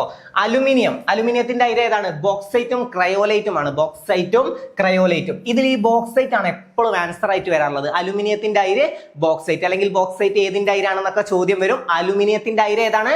ബോക്സൈറ്റ് ആണ്. ഇതിന്റെ ഒരു ഷോർട്സ് നമ്മൾ ചെയ്തിട്ടുണ്ടായിരുന്നു അല്ലെ, നമ്മൾ അതിന്റെ ഇമേജസ് ഒക്കെ വെച്ച് അലുമിനിയം ബോക്സ് ആലോചിക്കാനൊക്കെ പറഞ്ഞ് നമ്മൾ ഷോർട്സ് ചെയ്തിട്ടുണ്ടായിരുന്നു. ഷോർട്സ് കാണാത്തവരാണെങ്കിൽ ഒന്ന് ഷോർട്സ് പോയി ചെക്ക് ചെയ്താൽ നിങ്ങൾക്ക് അവിടെ കാണാൻ സാധിക്കും. ഓക്കെ, അപ്പോൾ ഷോർട്സിൽ ഓരോ കോഡിനും നിങ്ങൾക്ക് ഫോട്ടോ ഒക്കെ വെച്ചിട്ട് നിങ്ങൾക്ക് പറഞ്ഞു തരുന്നുണ്ട്. ഓക്കെ, അപ്പൊ ഇവിടെ ഞാൻ കോഡ് യൂസ് ചെയ്തിട്ട് തന്നെ പറ്റുന്ന അത്രയും പഠിപ്പിച്ചു വിടാം. അപ്പൊ അലുമിനിയത്തിന്റെ എങ്ങനെ ഓർത്തു വെക്കാം? അലുമിനിയം ബോക്സ് എന്നാലോചിച്ചാൽ നിങ്ങൾക്ക് എന്ത് കിട്ടും? അലുമിനിയത്തിന്റെ അയിരാണ് ബോക്സൈറ്റ് എന്നത് കിട്ടും. Aluminium box. അപ്പൊ അലുമിനിയത്തിന്റെ അയിര് ബോക്സൈറ്റ്. ഇത് ഇമ്പോർട്ടന്റ് ആണ്. അലുമിനിയം ബോക്സൈറ്റ് എപ്പോഴും ചോദിക്കുന്ന ഒരു സാധനമാണ്. PSC അത്രയും ഇമ്പോർട്ടന്റ് ആയിട്ടുള്ള ഒരു പോയിന്റ് ആണ്. അലുമിനിയത്തിന്റെ അയിരാണ് ബോക്സൈറ്റ് എന്നുള്ളത്. അപ്പൊ അലുമിനിയം ബോക്സൈറ്റ് എങ്ങനെ ആലോചിക്കണം? അലുമിനിയം ബോക്സ് എന്നത് ആലോചിക്കണം. അലുമിനിയത്തിന്റെ അയിര് bauxite, aluminium bauxite, aluminium bauxite എങ്ങനെ ആലോചിക്കുക? അലുമിനിയം ബോക്സ് എന്നത് ആലോചിക്കുക, അലുമിനിയം ബോക്സ്. പിന്നെ ഉള്ളതാണ് ക്രയോലൈറ്റ്. ക്രയോലൈറ്റ്. ഓക്കെ, അലുമിനിയം ബോക്സൈറ്റും ക്രയോലൈറ്റും. ഇത് പഠിക്കാനുള്ള കോഡ് ഞാൻ പറഞ്ഞു, ഇമ്പോർട്ടന്റ് ആണ് കേട്ടോ. അലുമിനിയം ബോക്സ് എന്ന് ആലോചിച്ചാൽ അലുമിനിയം ബോക്സൈറ്റ് ആണ് എന്നത് കിട്ടും. ഓക്കെ, ഇനി അടുത്തത് യുറേനിയം പിച്ച് ബ്ലെൻഡും കാർണോട്ടൈറ്റുമാണ്. യുറേനിയത്തിൽ പിച്ച് ബ്ലെൻഡ് ഇമ്പോർട്ടന്റ് ആണ്. ഓക്കെ, യുറേനിയം പിച്ച് ബ്ലെൻഡ് എങ്ങനെ കണക്ട് ചെയ്യാം? നമ്മളൊന്ന് ആലോചിച്ച് നോക്കുക. നമ്മൾ ഒരാളെ പിച്ചാൻ പോവുകയാണ്. നമ്മൾ ഒരാളെ പിച്ചാൻ പോകുമ്പോൾ നമ്മുടെ കൈ എങ്ങനെ പിടിക്കും? ഇങ്ങനെ യു പോലെ പിടിക്കും അല്ലേ? കൈ ഇങ്ങനെ യു പോലെ പിടിക്കും. ഇതൊക്കെ നമ്മൾ ആ ഷോർട്സിൽ ഇങ്ങനെ കോഡ് യൂസ് ചെയ്ത് കൈയൊക്കെ അങ്ങനെ പിടിക്കുന്നതൊക്കെ കൊടുത്തിട്ടുണ്ട്. അപ്പൊ ഷോർട്സ് കാണാത്തവരാണെങ്കിൽ ഒന്ന് കാണുക. അതാകുമ്പോൾ നിങ്ങൾക്ക് പെട്ടെന്ന് മനസ്സിൽ അതൊന്ന് കയറിക്കോളും. ഓക്കെ, ഫോട്ടോ ഒക്കെ കണ്ട് പഠിച്ചാൽ നിങ്ങൾക്ക് പെട്ടെന്ന് കയറില്ല. അതിന് വേണ്ടിയിട്ടാണ് അത് ചെയ്തത്. അപ്പൊ അത് കാണുക. അപ്പൊ യുറേനിയത്തിന്റെ എന്താണ്? Pitch blend. ഇങ്ങനെ യു പോലെ പിടിച്ച് എന്ത് ചെയ്യും? പിച്ചും. യു പോലെ പിടിച്ച് പിച്ചും നൽകും. അപ്പൊ യുറേനിയം യു വെച്ച് കണക്ട് ചെയ്യുക, പിച്ച് ബ്ലെൻഡ്. യുറേനിയം പിച്ച് ബ്ലെൻഡും കാർണോട്ടൈറ്റ് പിച്ച് ബ്ലെൻഡ് കാർണോട്ടൈറ്റ്. അത്രയും ഇമ്പോർട്ടന്റ് ആയിട്ടുള്ള കാര്യങ്ങൾ ഞാൻ പിന്നെ റിപ്പീറ്റ് ചെയ്ത് പറഞ്ഞുതരും. അലുമിനിയം ബോക്സൈറ്റ് ആണ് ഏറ്റവും ഇമ്പോർട്ടൻസ് കൊടുത്ത് പഠിക്കേണ്ടത്. അലുമിനിയത്തിന്റെ അയിരാണ് ബോക്സൈറ്റ്. പിന്നെ ഏതുണ്ട്? ക്രയോലൈറ്റും ഉണ്ട്. അപ്പൊ അലുമിനിയം ബോക്സ് എന്ന് പറയുമ്പോൾ ഇൻസ്ട്രുമെന്റ് ബോക്സ് ആലോചിക്കുക. അതിന്റെ ഒപ്പം തന്നെ ക്രയോൺസ് ഉണ്ടാവും ആലോചിച്ചാൽ അതും കണക്റ്റഡ് ആണ്. ഓക്കെ, അലുമിനിയത്തിന്റെ ഇൻസ്ട്രുമെന്റ് ബോക്സ്, അതിന്റെ ഒപ്പം എന്തുണ്ടാവും? ക്രയോൺസ് ഉണ്ടാവും. അപ്പൊ ക്രയോലൈറ്റും കിട്ടി. രണ്ടും സിമ്പിൾ അല്ലേ? ഓക്കെ, അടുത്തത് യുറേനിയം എങ്ങനെ കണക്ട് ചെയ്യുക? യു പോലെ പിടിച്ച് നമ്മൾ പിച്ചും എന്നാലോചിച്ചാൽ എന്താണ്? Pitch blend. പിന്നെ കാർണോട്ടൈറ്റ്, അതായത് കാർണോര് നമ്മൾ നല്ല ടൈറ്റ് ആയിട്ടാണ് പിച്ചുന്നത് എന്ന് ആലോചിച്ചാൽ അതും കണക്ട് ചെയ്യാം. നമ്മുടെ കാർണോര് നമ്മൾ നല്ല ടൈറ്റ് ആയിട്ട് പിച്ചാണ് ആലോചിക്കുക. യു പോലെ കൈ പിടിച്ചിട്ട് നമ്മുടെ കാർണോര് എന്ത് ചെയ്യണം? നമ്മളെ ടൈറ്റ് ആയിട്ട് പിച്ചാണ്. അപ്പൊ അങ്ങനെ കണക്ട് ചെയ്ത് വെച്ചൂടെ? അപ്പോ അലുമിനിയത്തിന്റെ അയിരാണ് ബോക്സൈറ്റ്. പിന്നെ യുറേനിയത്തിന്റെ എന്താണ്? യു പോലെ പിടിച്ച് പിച്ചും എന്നാലോചിച്ചാൽ പിച്ച് ബ്ലെൻഡ്. യുറേനിയം പിച്ച് ബ്ലെൻഡും കാർണോട്ടൈറ്റും നല്ല ടൈറ്റ് ആയിട്ട് പിടിച്ച് പിച്ചാണ്. ആര്? കാർണോര്. ഓക്കെ, അപ്പൊ കാർണോര് ടൈറ്റ് ആയിട്ട് പിച്ചാണ്. കാർണോര് ടൈറ്റ് ആയിട്ട് പിച്ച് ആണെന്ന് ആലോചിച്ചാൽ യുറേനിയം പിച്ച് ബ്ലെൻഡ് ആണെന്നും, അലുമിനിയം ബോക്സ് എന്ന് ആലോചിച്ചാൽ അലുമിനിയം ബോക്സൈറ്റ് ആണെന്നും. പിന്നെ എന്താണ്? ക്രയോലൈറ്റ്. എങ്ങനെ കണക്ട് ചെയ്യുക? അലുമിനിയം ബോക്സ്, അതായത് ആ ഇൻസ്ട്രുമെന്റ് ബോക്സ് അലുമിനിയത്തിന്റെ ആണ്. ആ ഇൻസ്ട്രുമെന്റ് ബോക്സിന്റെ ഒപ്പം എന്തുമുണ്ട്? ക്രയോൺസും ഉണ്ട് എന്നാലോചിച്ചാൽ മതി. അപ്പൊ ക്രയോ കിട്ടും. രണ്ടും കണക്റ്റഡ് ആണ്. രണ്ടും കിട്ടിയല്ലോ. ഇനി അടുത്തത് യുറേനിയം പിച്ച് ബ്ലെൻഡും കാർണോര് ടൈറ്റ് ആയിട്ടാണ് പിച്ചുന്നത് എന്നും കണക്ട് ചെയ്താൽ യുറേനിയത്തിന്റെ അയിരാണ് പിച്ച് ബ്ലെൻഡും കാർണോട്ടൈറ്റും. ഈ സാധനമൊക്കെ നിങ്ങൾക്ക് അവിടെ ഓപ്ഷൻ കാണുമ്പോൾ മൈൻഡിൽ വരും കേട്ടോ. ടെൻഷൻ ആവണ്ട, ഇതൊക്കെ എങ്ങനെ ആലോചിക്കുന്നല്ലേ? അവിടെ ഓപ്ഷൻ കാണുമ്പോൾ ഇതിനെ തമ്മിൽ നിങ്ങൾ കണക്ട് ചെയ്തോളൂ. ഓക്കെ, ഇനി മെർക്കുറിയുടെ അയിരാണ് സിന്നബാർ. മെർക്കുറിയുടെ അയിരാണ് സിന്നബാർ. നമ്മുടെ കഴിഞ്ഞ ഷോർട്സിൽ കമന്റ് വന്നിട്ടുണ്ടായിരുന്നു, സാറിന്റെ ഫേവറേറ്റ് സിന്നബാർ എന്ന് പറഞ്ഞിട്ടൊരു കമന്റ് വന്നിട്ടുണ്ടായിരുന്നു. ഞാൻ എപ്പോഴും പറയുന്ന ഒരു സാധനമാണ്. അതായത് സൗരയൂഥത്തിലെ ഏറ്റവും ചെറിയ ഗ്രഹമാണ് മെർക്കുറി. ഇല്ലേ, നമുക്കൊക്കെ അറിയാം സൗരയൂഥത്തിലെ ഏറ്റവും ചെറിയ ഗ്രഹമാണ് ബുധൻ അഥവാ മെർക്കുറി. ബുധൻ എന്ന് പഠിക്കണ്ട, മെർക്കുറി എന്നൊന്ന് പഠിച്ചു വെക്കണേ, മെർക്കുറി. അപ്പൊ ഈ മെർക്കുറി ചെറിയ ഗ്രഹമല്ലേ, ചെറിയ ഗ്രഹം. ഈ ചെറുതിന് നമ്മൾ തമിഴിൽ എന്താ പറയാ? ചെറുത് എന്നതിന് തമിഴിൽ എന്താ പറയാ? ചെറുത്, സിന്നത് എന്ന് പറയും അല്ലെ, സിന്നത്. അപ്പൊ അത് വെച്ച് കണക്ട് ചെയ്യാ, സിന്നബാർ. ഓക്കെ, അപ്പൊ മെർക്കുറിയുടെ അരി ചോദിച്ചാൽ മെർക്കുറി എന്താണ്? സിന്ന ഗ്രഹം. അപ്പൊ അത് വെച്ച് കണക്ട് ചെയ്താൽ സിന്നബാർ നമുക്ക് കിട്ടും. ഇനി തോറിയം, ഇത് സൗണ്ട് വെച്ച് കണക്ട് ചെയ്യാൻ പറയും, തോ മോ അല്ലെ, തോ മോ എന്നത് വെച്ച് കണക്ട് ചെയ്താൽ തോറിയം മോണോസൈറ്റ് ആണെന്ന് കിട്ടും. Thorium monocyte, thorium monocyte. അപ്പൊ ഏതൊക്കെ പഠിച്ചു? അലുമിനിയത്തിന്റെ അയിരാണ് ബോക്സൈറ്റ്. അലുമിനിയം ബോക്സ് ആലോചിച്ചാൽ അലുമിനിയത്തിന്റെ അയിര് ബോക്സൈറ്റും, പിന്നെ അലുമിനിയം ബോക്സ് അതായത് ഇൻസ്ട്രുമെന്റ് ബോക്സിന്റെ കൂടെ എന്തുമുണ്ട്? ക്രയോൺസും ഉണ്ട്. അപ്പൊ അലുമിനിയത്തിന്റെ അയിരാണ് ബോക്സൈറ്റും ക്രയോലൈറ്റും. അലുമിനിയത്തിന്റെ അയിരാണ് ബോക്സൈറ്റും ക്രയോലൈറ്റും. ഓക്കെ, പിന്നെ നമ്മൾ പഠിച്ചു യു പോലെ പിടിച്ചിട്ട് കാരണം ഒരു ടൈറ്റ് ആയിട്ട് പിച്ചി എന്ന് ആലോചിച്ചാൽ. ഓക്കെ, യു പോലെ പിടിച്ച് കാരണം ഒരു നമ്മളെ ടൈറ്റ് ആയിട്ട് പിച്ചി. അപ്പൊ രണ്ടെണ്ണം ഏതൊക്കെ കണക്ട് ചെയ്യാം? ഒന്ന് യുറേനിയം പിച്ച് ബ്ലൻഡും, പിന്നെ കാർണോര് ടൈറ്റ് ആയിട്ട് എന്താ? കാർണോറ്റൈറ്റ് ആണ്. കാർണോറ്റൈറ്റ് ആണ് കേട്ടോ. ഓക്കെ, അപ്പൊ മെർക്കുറി എന്താണ്? ചെറിയ ഗ്രഹമാണ്. ചെറുതിന് നമ്മൾ തമിഴിൽ എന്ത് പറയും? ഈ തമിഴ് പഠിച്ചാൽ തന്നെ നമുക്ക് പല ക്വസ്റ്റിന്റെ ആൻസർ കിട്ടും. അതായത് തമിഴ്നാട്ടിലാണ് ഏത്? കൂടംകുളം കൽപ്പാക്കം അല്ലെ. കൂടംകുളം കൽപ്പാക്കം സ്ഥിതി ചെയ്യുന്നത് ഏത് സംസ്ഥാനത്താന്ന് ചോദ്യം വരാറുണ്ട്. അപ്പൊ കണക്ട് ചെയ്ത് നോക്ക്, കൂടംകുളം കൽപ്പാക്കം. രണ്ടും ഒപ്പം പഠിച്ചാൽ രണ്ടും ഒപ്പം തന്നെ കിട്ടും. കൂടംകുളം കൽപ്പാക്കം അങ്ങനെ പഠിച്ചാൽ രണ്ടും ഒന്നാണെന്ന് കിട്ടും. അതിൽ ആ കൽപ്പാക്കം വെച്ച് കണക്ട് ചെയ്തോടെ. ഇത് രണ്ടും തമിഴ്നാട്ടിലാണ്, കൂടംകുളം കൽപ്പാക്കം. അപ്പൊ നമ്മൾ തമിഴിലല്ലേ പറയാ, നീ ഇന്ത പക്കം വാടാ അന്ത പക്കം പോടാ എന്നൊക്കെ പറയല്ലേ. ഓക്കെ, നീ അന്ത പക്കം പോടാ, മറ്റേ പാണ്ടിപ്പട സിനിമയിൽ പറയുന്നുണ്ടല്ലോ, നീ അന്ത പക്കം പോടാ എന്നൊക്കെ പറയില്ല. അതിൽ പക്കം. ഓക്കെ, ആ പക്കം വെച്ച് പാക്കം കണക്ട് ചെയ്തോടെ. കൽപ്പാക്കം, നീ ഇന്ത പക്കം വാടാ അന്ത പക്കം പോടാ എന്നൊക്കെ വെച്ച് അപ്പൊ ആ തമിഴ് വെച്ച് കണക്ട് ചെയ്തോടെ. അപ്പൊ തമിഴ്നാട്ടിലാണ് കൂടംകുളം കൽപ്പാക്കം എന്നിവ സ്ഥിതി ചെയ്യുന്നത്. അത് നമുക്ക് വേറെ പഠിക്കാം. ഇപ്പൊ ഇത് പഠിക്കാം. അപ്പൊ അലുമിനിയം ബോക്സൈറ്റ് കിട്ടി. അലുമിനിയം ബോക്സിന്റെ അടുത്ത് എന്തുണ്ട്? ക്രയോൺസ് ഉണ്ട്. അപ്പൊ ക്രയോലൈറ്റും കിട്ടി. കാർണോര് നമ്മളെ നല്ല ടൈറ്റ് ആയിട്ട് പിച്ചാണ് അല്ലെ, യു പോലെ കൈ പിടിച്ചിട്ട് കാർണോര് ടൈറ്റ് ആയിട്ട് പിച്ചാണ്. അപ്പൊ എന്താണ്? യുറേനിയം പിച്ച് ബ്ലൻഡും കാർണോറ്റൈറ്റും ആണെന്നതും കിട്ടി. മെർക്കുറി സൗരയൂഥത്തിലെ ഏറ്റവും ചെറിയ ഗ്രഹമാണ്. ഞാൻ കുറച്ച് സ്പീഡ് ആവുന്നുണ്ട് അല്ലേ, ഒന്ന് സ്ലോ ആവട്ടെ കേട്ടോ. സൗരയൂഥത്തിലെ ഏറ്റവും ചെറിയ ഗ്രഹമാണ് മെർക്കുറി. സൗരയൂഥത്തിലെ ഏറ്റവും ചെറിയ ഗ്രഹമാണ് മെർക്കുറി. ചെറുത് എന്നതിന് നമ്മൾ തമിഴിൽ പറയുന്നതാണ് സിന്നത്. അപ്പൊ സിന്നബാർ. ഓക്കെ, ഇനി അടുത്തത് ഇരുമ്പിന്റെ അയിരാണ്. ഇരുമ്പ് അഥവാ അയൺ. അയണിന്റെ അയിരാണ് ഹേമറ്റൈറ്റ്, മാഗ്നറ്റൈറ്റ്, അയൺ പൈറൈറ്റ്, പിന്നെ ഏതാണ്? സിഡറൈറ്റ്. Okay, siderite. ഇതില് ഹേമറ്റൈറ്റും മാഗ്നറ്റൈറ്റും വളരെ ഇമ്പോർട്ടന്റ് ആണ്. അയൺ പൈറൈറ്റ് പിന്നെ കിട്ടും. അയണിന്റെ അയിര് അയൺ പൈറൈറ്റ്, സിമ്പിൾ അല്ലേ. അയണിന്റെ അയിര് അയൺ പൈറൈറ്റീസ്. ഓക്കെ, ഹേമറ്റൈറ്റും മാഗ്നറ്റൈറ്റും എങ്ങനെ കണക്ട് ചെയ്യാന്ന് ഞാൻ പറഞ്ഞുതരാം. അയൺ, ഇരുമ്പും മാഗ്നറ്റും നമുക്ക് തമ്മിൽ കണക്ട് ചെയ്യാൻ പറ്റും അല്ലെ. ഇരുമ്പും മാഗ്നറ്റും നമുക്കറിയാം എന്താണ്? മാഗ്നറ്റ് ഇരുമ്പിനെ വലിച്ചെടുക്കും എന്നത് നമുക്കറിയാം. അപ്പൊ മാഗ്നറ്റിനെയും ഇരുമ്പിനെയും നമുക്ക് കണക്ട് ചെയ്യാൻ കിട്ടും അല്ലെ. ഇരുമ്പ് എന്ന് കണ്ടാൽ അവിടെ എന്തിനേയും കണക്ട് ചെയ്യണം? മാഗ്നറ്റിനെയും നമ്മൾ കണക്ട് ചെയ്യും. അപ്പൊ എന്ത് കിട്ടും? മാഗ്നറ്റൈറ്റ് കിട്ടും. പിന്നെ നമ്മൾ ABCD പഠിക്കുമ്പോൾ ABCD അങ്ങനെ പഠിച്ചു പോകുമ്പോൾ അതിലെ ആൽഫബറ്റ്സിൽ HIJK അങ്ങനെയല്ലേ നമ്മൾ പഠിച്ചിട്ടുള്ളത്. അപ്പൊ HIJK,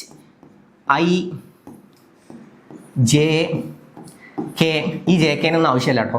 ഇതിൽ HI കണ്ടോ, ഇത് രണ്ടും ഒപ്പമല്ലേ വരുന്നത്. ഇത് വെച്ച് കണക്ട് ചെയ്തൂടെ.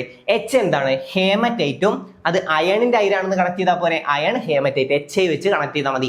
HI എന്നുള്ളത് ഓർത്ത് വെച്ചാൽ അയണിന്റെ അയിരാണ് ഹേമറ്റൈറ്റും.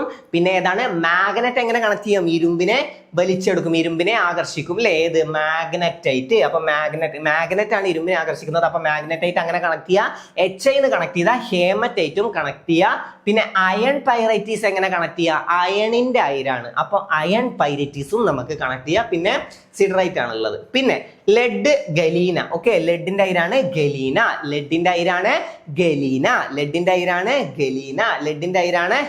പഠിച്ചോ, ലെഡിന്റെ അയിര് galena.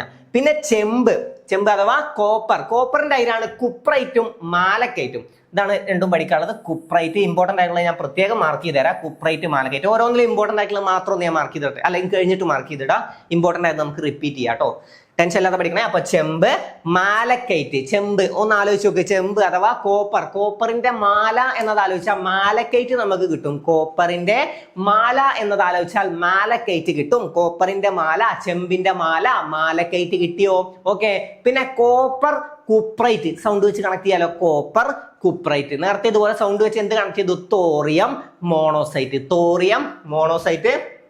Copper cuprite, thorium monocyte, copper cuprite. Okay, പിന്നെ ചാൽക്കോണൈറ്റും. ഓക്കെ, അതും ജസ്റ്റ് ഒന്ന് കണക്ട് ചെയ്ത് വെക്കുക. പിന്നെ മഗ്നീഷ്യത്തിന്റെ ആണ് മാഗ്നസൈറ്റ്, അതും സൗണ്ട് വെച്ച് കണക്ട് ചെയ്യാം. മഗ്നീഷ്യം മാഗ്നസൈറ്റ്, മഗ്നീഷ്യം മാഗ്നസൈറ്റും ഡോളമൈറ്റും, മാഗ്നസൈറ്റും ഡോളമൈറ്റും, മാഗ്നസൈറ്റും ഡോളമൈറ്റും, മാഗ്നസൈറ്റും ഡോളമൈറ്റും കണക്ട് ചെയ്യണേ, മാഗ്നസൈറ്റും ഡോളമൈറ്റും. ഓക്കെ, ഇനി ഇതിൽ ഇമ്പോർട്ടൻ്റ് ആയിട്ട് നിങ്ങൾക്ക് എപ്പോഴും ചോദ്യം വരുന്ന സാധനം മാത്രം ഞാൻ ഒപ്പം ഒന്ന് പറഞ്ഞുതരാം. ഇതൊക്കെ പഠിച്ചോ, എങ്കിലും ഞാൻ ഇമ്പോർട്ടൻസ് ഉള്ളത് ഒന്നുകൂടെ പറയാം.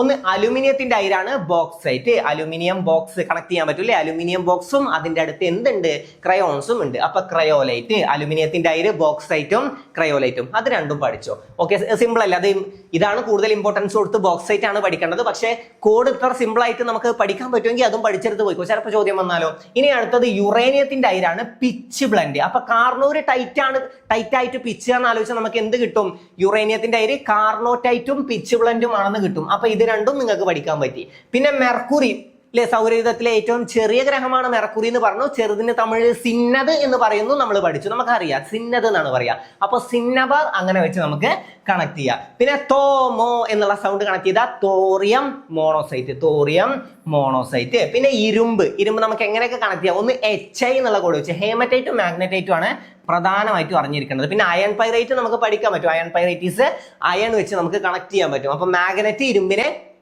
ആകർഷിക്കും, അത് വെച്ചിട്ട് മാഗ്നറ്റ് കണക്ട് ചെയ്താൽ മാഗ്നറ്റൈറ്റ് കിട്ടും. പിന്നെ ഹേമറ്റൈറ്റ് HI എന്നുള്ള കോഡ് വെച്ച് കണക്ട് ചെയ്താൽ കിട്ടും. പിന്നെ ലെഡ് എന്താണ്, ഗലീന, ഗലീന ഇതും പഠിച്ചു വെച്ചോട്ടെ, ഇതും ചോദ്യം വരാറുണ്ട്. ലെഡ് ഗലീന റിപ്പീറ്റ് ചെയ്താൽ മതി, ലെഡ് ഗലീന. കോഡൊന്നും ഇല്ലെങ്കിൽ റിപ്പീറ്റ് ചെയ്തിട്ടായാലും നമ്മൾ പഠിച്ചിട്ട് പോകും, ടെൻഷൻ ആവണ്ട. അപ്പൊ ലെഡ് ഗലീന ഇത്രയും കാര്യങ്ങൾ ഇപ്പൊ നിങ്ങൾ പഠിച്ചിട്ടുണ്ട്. ഓക്കെ, ഇത്ര സിമ്പിൾ ആണ് പഠിക്കാനുള്ള കാര്യങ്ങൾ. നിങ്ങളുടേതായ രീതിയിൽ നിങ്ങൾ പഠിക്കുകയാണെങ്കിൽ കാര്യങ്ങളൊക്കെ ഭയങ്കര സിമ്പിൾ ആണ്. ഓക്കെ, അപ്പൊ സിമ്പിൾ ആക്കി തന്നെ എപ്പോഴും പഠിച്ചു പോകാം. നിങ്ങളുടേതായ രീതിയിൽ നിങ്ങൾക്ക് നിങ്ങളുടെ ചുറ്റുപാടും വെച്ചിട്ട് എന്തൊക്കെയോ കണക്ട് ചെയ്യാനുണ്ടാവും, ആ രീതിയിൽ നിങ്ങളുടെ കണക്ഷൻ വെക്കാം. ചിലപ്പോൾ നിങ്ങൾക്ക് നിങ്ങളുടെ മാമനെയോ അമ്മായിയോ ഒക്കെ വെച്ചിട്ട് എന്തെങ്കിലുമൊക്കെ കണക്ഷൻ ആൻസറിലും അല്ലെങ്കിൽ ആ ക്വസ്റ്റ്യനും ആൻസറും നമ്മളൊരു കണക്ഷൻ നിങ്ങൾക്ക് ഉണ്ടാക്കാൻ പറ്റും. അപ്പൊ അങ്ങനത്തെ കണക്ഷൻ ഉണ്ടാക്കി പഠിച്ചു നോക്കി നിങ്ങൾ മറക്കാതെ തന്നെ എപ്പോഴും പഠിച്ചു പോകും. ഓക്കെ, അപ്പൊ ലെഡ് ഗലീന. ചെമ്പ് ഈ കാർണോര് ടൈറ്റ് ആയിട്ട് പിടിച്ച, ഞാൻ എന്റെ കാര്യം ആലോചിച്ചിട്ട് പറഞ്ഞോന്നല്ലോ കേട്ടോ, ഇനി അങ്ങനെ കണക്ട് ചെയ്യരുത്.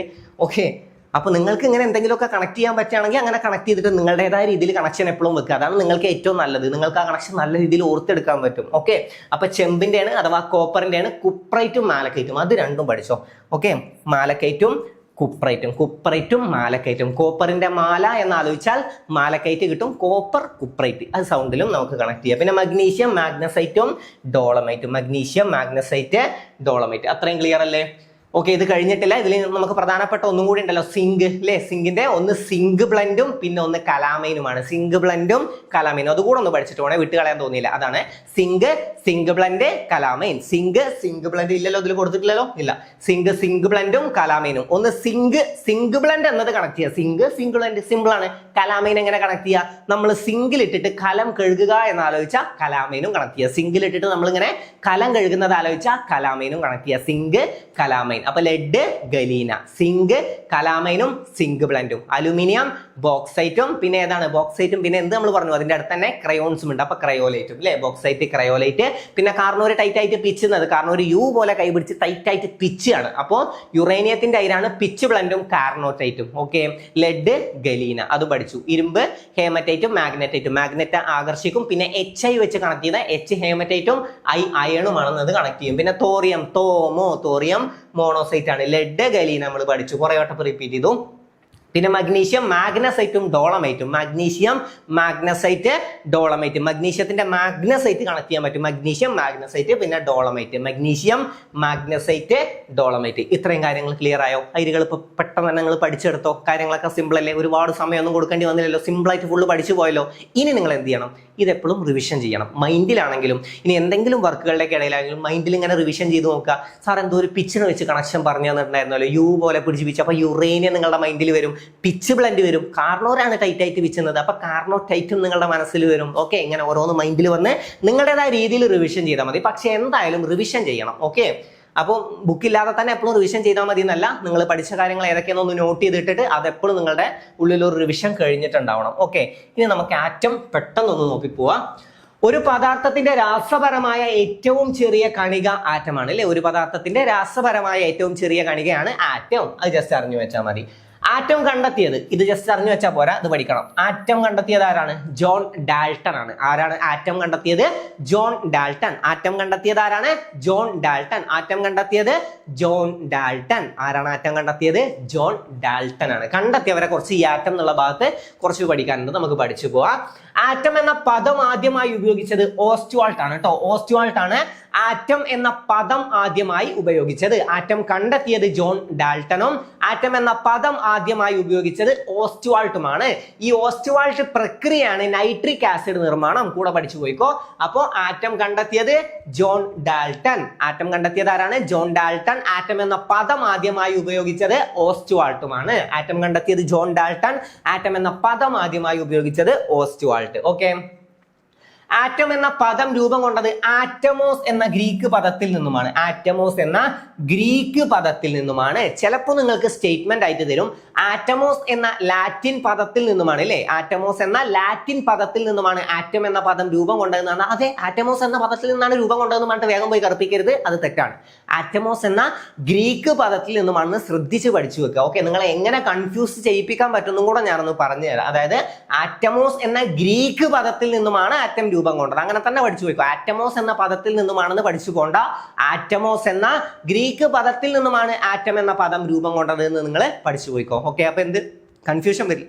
ആറ്റമോസ് എന്ന ലാറ്റിൻ പദത്തിൽ നിന്ന് അല്ലെങ്കിൽ വേറെ ഏതെങ്കിലും ഭാഷ കൊടുത്തിട്ട് ഈ ഭാഷയിൽ നിന്നാണ് ആറ്റം എന്ന പദം രൂപം കൊണ്ടതെന്ന് പറഞ്ഞാൽ അങ്ങനെ നിങ്ങൾക്ക് തെറ്റു വരില്ല. ഓക്കെ, അപ്പൊ ആറ്റമോസ് എന്ന ഗ്രീക്ക് പദത്തിൽ നിന്നാണ് കേട്ടോ. ഗ്രീക്ക് പദത്തിൽ നിന്നാണ് ആറ്റം എന്ന പദം രൂപം കൊണ്ടത്. ആറ്റമോസ് എന്ന പദത്തിന്റെ അർത്ഥം എന്താണ്? വിഭജിക്കാൻ കഴിയാത്തത് എന്നാണ് അല്ലെ? വിഭജിക്കാൻ കഴിയാത്തത് എന്നാണ് ആറ്റമോസ് എന്ന പദത്തിന് അർത്ഥം. ആറ്റമോസ് എന്ന പദത്തിന്റെ അർത്ഥം എന്താണ്? വിഭജിക്കാൻ കഴിയാത്തത്. വിഭജിക്കാൻ കഴിയാത്തത് എന്നതാണ് ആറ്റമോസ് എന്ന പദത്തിന്റെ അർത്ഥം. ഇനി സിമ്പിൾ ആയിട്ട് ഇതൊന്ന് റിപ്പീറ്റ് ചെയ്ത് തരട്ടെ. അതായത് ആറ്റം കണ്ടുപിടിച്ചത് ആരാണ്? ജോൺ ഡാൾട്ടൺ ആണ്. ആറ്റം കണ്ടുപിടിച്ചത് ജോൺ ഡാൾട്ടൺ. ആറ്റം എന്ന പദം ആദ്യമായി ഉപയോഗിച്ചത് ആരാന്ന് ചോദിച്ചാൽ ഓസ്റ്റ്വാൾട്ട് ആണ് അല്ലെ? ഓസ്റ്റ്വാൾട്ട് ആണ് ആറ്റം എന്ന പദം ആദ്യമായി ഉപയോഗിച്ചത്. ആറ്റം എന്ന പദം ആദ്യമായി ഉപയോഗിച്ചത് ഓസ്റ്റ്വാൾട്ടും, എന്നാൽ ആറ്റം കണ്ടുപിടിച്ചത് ആരാന്ന് ചോദിച്ചാൽ ജോൺ ഡാൾട്ടണുമാണ്. അപ്പൊ പദം ആദ്യമായി ഉപയോഗിച്ചത് ആരാണ്? ഓസ്റ്റ്വാൾട്ട് ആണ്. ആറ്റം കണ്ടുപിടിച്ചത് ആരാണ്? ജോൺ ഡാൾട്ടൺ ആണ്. ഏത് പദത്തിൽ നിന്നാണ് ഈ ആറ്റം എന്ന പദം രൂപം കൊണ്ടത്? ഏത് പദത്തിൽ നിന്നാണ്? ആറ്റമോസ് എന്ന ഗ്രീക്ക് പദത്തിൽ നിന്നാണ് ആറ്റം എന്ന പദം രൂപം കൊണ്ടത്. ഈ ആറ്റമോസ് എന്ന പദത്തിന്റെ അർത്ഥം എന്താ? വിഭജിക്കാൻ കഴിയാത്തത്. ഇത്ര കാര്യങ്ങളെ നമ്മളിവിടെ പഠിച്ചിട്ടുള്ളൂ. അതിപ്പോ നിങ്ങളും പഠിച്ചു കഴിഞ്ഞു. അപ്പൊ ആറ്റം കണ്ടുപിടിച്ചത് ആരാണ്? John Dalton. ആരാണ് ആറ്റം കണ്ടുപിടിച്ചത്? ആരാണ്? John Dalton. റിപ്പീറ്റ് ചെയ്യണേ, കൂടെ റിപ്പീറ്റ് ചെയ്യണേ. ആറ്റം കണ്ടുപിടിച്ചത് ആരാണ്? ജോൺ ഡാൾട്ടൺ ആണ്. ആറ്റം കണ്ടുപിടിച്ചത് ജോൺ ഡാൾട്ടണും ആറ്റം എന്ന പദം ആദ്യമായി ഉപയോഗിച്ചത് ഓസ്റ്റ്വാൾട്ടുമാണ്. ആറ്റമോസ് എന്ന ഗ്രീക്ക് പദത്തിൽ നിന്നുമാണ് ആറ്റം എന്ന പദം രൂപം കൊണ്ടത്. ആറ്റമോസ് എന്ന പദത്തിന് അർത്ഥം വിഭജിക്കാൻ കഴിയാത്തത് എന്നാണ്. ഇത്രയല്ലേ ഉള്ളൂ ഇവിടെ. പഠിച്ചു കഴിഞ്ഞല്ലോ. അപ്പൊ അടുത്ത് നോക്കാം. അടുത്തത് ആറ്റോമിക സിദ്ധാന്തം ആവിഷ്കരിച്ച ശാസ്ത്രജ്ഞൻ ജോൺ ഡാൾട്ടൺ ആണ്. നമുക്കറിയാം ആറ്റം കണ്ടുപിടിച്ചതും ആറ്റോമിക സിദ്ധാന്തം ആവിഷ്കരിച്ചതും ആരാന്ന് ചോദിച്ചാൽ ആരാണ്? John Dalton. ജോൺ ഡാൾട്ടൺ ആണ് ആറ്റം കണ്ടുപിടിച്ചതും ആറ്റോമിക സിദ്ധാന്തം ആവിഷ്കരിച്ചതും. ആറ്റത്തിന് ചാർജ് ഇല്ല. ഓക്കെ, ആറ്റത്തിന് ചാർജ് ഇല്ല. ജസ്റ്റ് ഒന്ന് പഠിച്ചു വെക്കാം.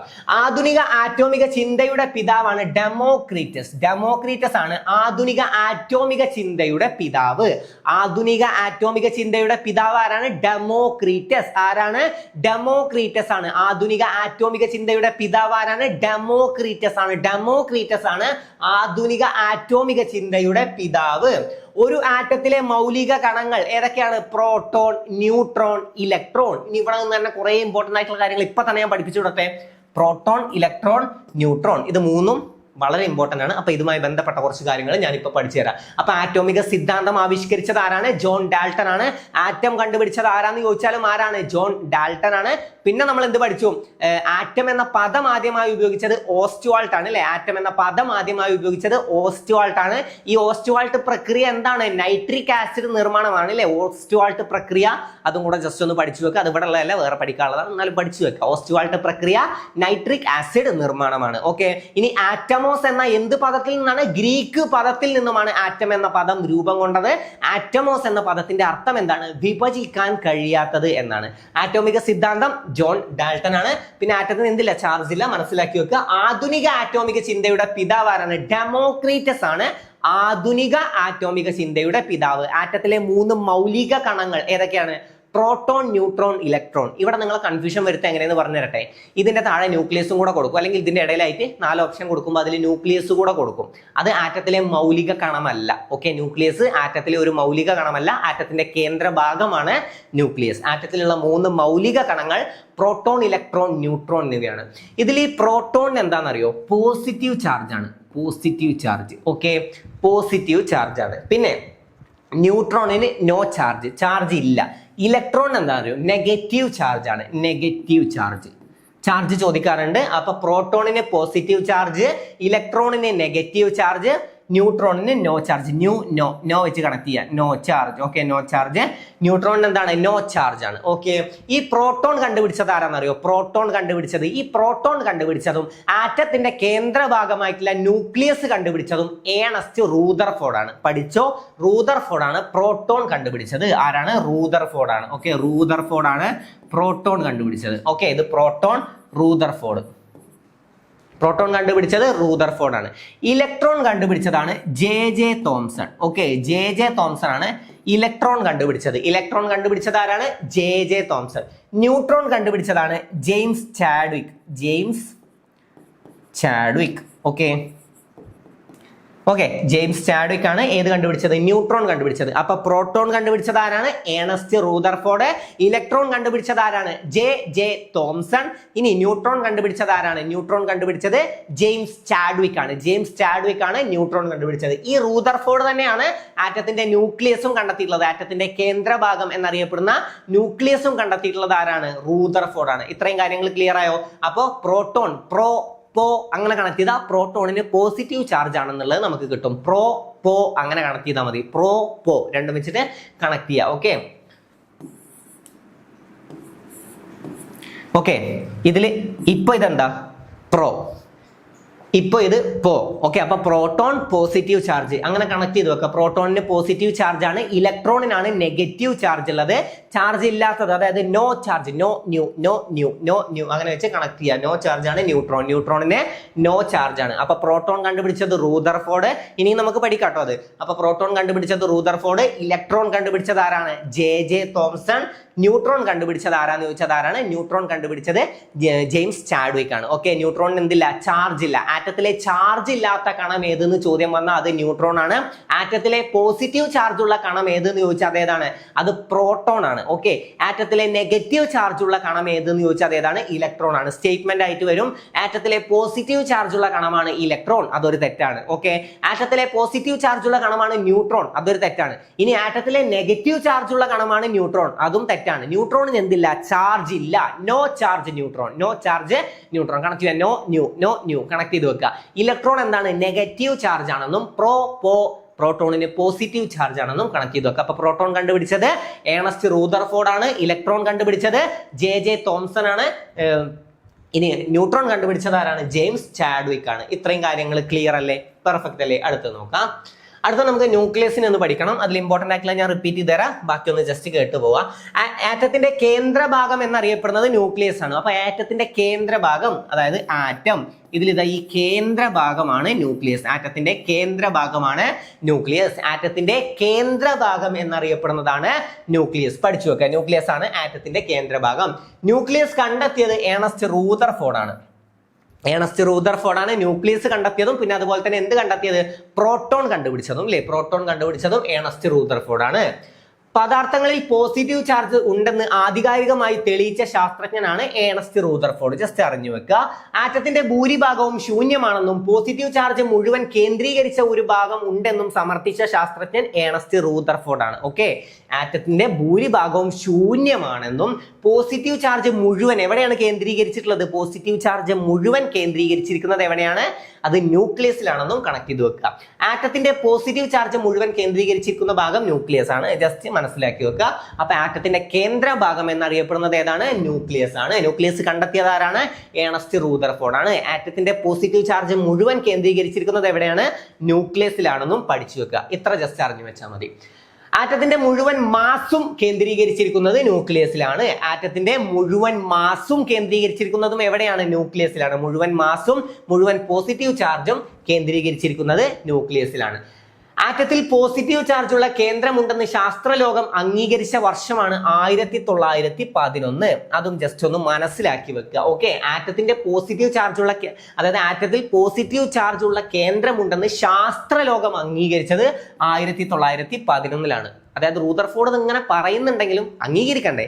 ശാസ്ത്രലോകം ഇത് അംഗീകരിച്ച വർഷമാണ് 1911. ന്യൂക്ലിയസിൽ കാണപ്പെടുന്ന കണികകൾ പ്രോട്ടോൺ, ന്യൂട്രോൺ എന്നിവയാണ്. Proton, neutron. അതായത് ന്യൂക്ലിയസിൽ ഞാൻ ഇവിടെ ഒരു കണക്ഷൻ പറഞ്ഞുതരാം, സിമ്പിൾ ആയിട്ട് ആലോചിക്കാൻ. അതായത് ഈ ന്യൂക്ലിയസിൽ കാണപ്പെടുന്ന രണ്ടെണ്ണം ഏതൊക്കെയാണ്? ഒന്ന് പ്രോട്ടോൺ, പിന്നൊന്ന് ന്യൂട്രോൺ. ഇവിടെ ഒന്ന് ആലോചിച്ച് നോക്ക്. ഈ ന്യൂട്രോണിന് എന്തില്ല? ചാർജ് ഇല്ല. ഓക്കെ, അപ്പൊ ചാർജ് ഇല്ലാത്തൊരു സാധനം അതിന്റെ ഉള്ളിലുണ്ട്. അതുപോലെ തന്നെ പ്രോട്ടോണിന് എന്താണ്?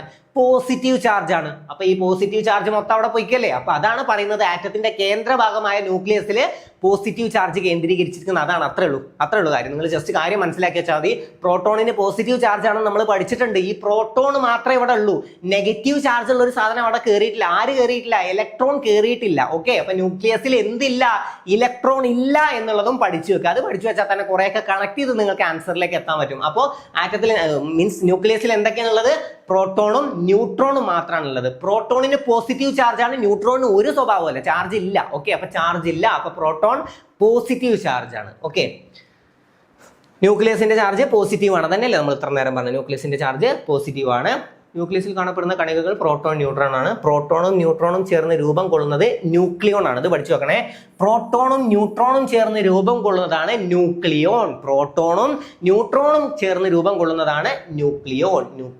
ഓക്കെ, ആറ്റത്തിന്റെ വലിപ്പം ന്യൂക്ലിയസിനേക്കാൾ 10⁵5 മടങ്ങ് വലുതാണ്. 10⁵5 മടങ്ങ് വലുതാണ്. എന്ത്? ആറ്റത്തിന്റെ വലുപ്പം ന്യൂക്ലിയസിനേക്കാൾ എത്ര വലുതാണ് ആറ്റം? 10⁵5 വലുതാണ്. 5 മടങ്ങ് വലുതാണ്. ഇത് ജസ്റ്റ് ഒന്ന് മനസ്സിലാക്കി വെക്കുക. അത് ചിലപ്പോൾ ചോദ്യം വരാൻ ചാൻസ് ഉണ്ട് കേട്ടോ. ഇത് ചോദ്യം വന്നിട്ടുണ്ട്, ഇനിയും വരാൻ നല്ല സാധ്യതയുണ്ട്. അപ്പൊ അത് പഠിച്ചു വെക്കുക. അതായത് ന്യൂക്ലിയസിനേക്കാൾ എത്ര മടങ്ങാണ് ആറ്റം വലുപ്പം എന്ന് ചോദിച്ചാൽ 10 മടങ്ങ് എന്നല്ല, 10⁵5 മടങ്ങ് എന്നാണ് കൊടുത്തിട്ടുള്ളത്. ഓക്കെ, 10⁵5.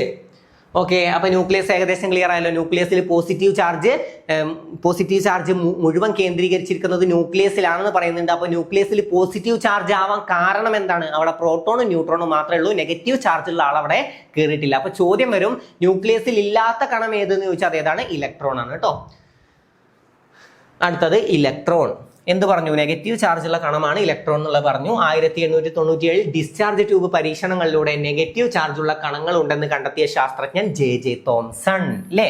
അപ്പോ ഇലക്ട്രോൺ കണ്ടുപിടിച്ചത് ആരെന്നൊരു ചോദ്യം വന്നാൽ നമ്മൾ എന്ത് പറയും? J.J. തോംസൺ ആണ്.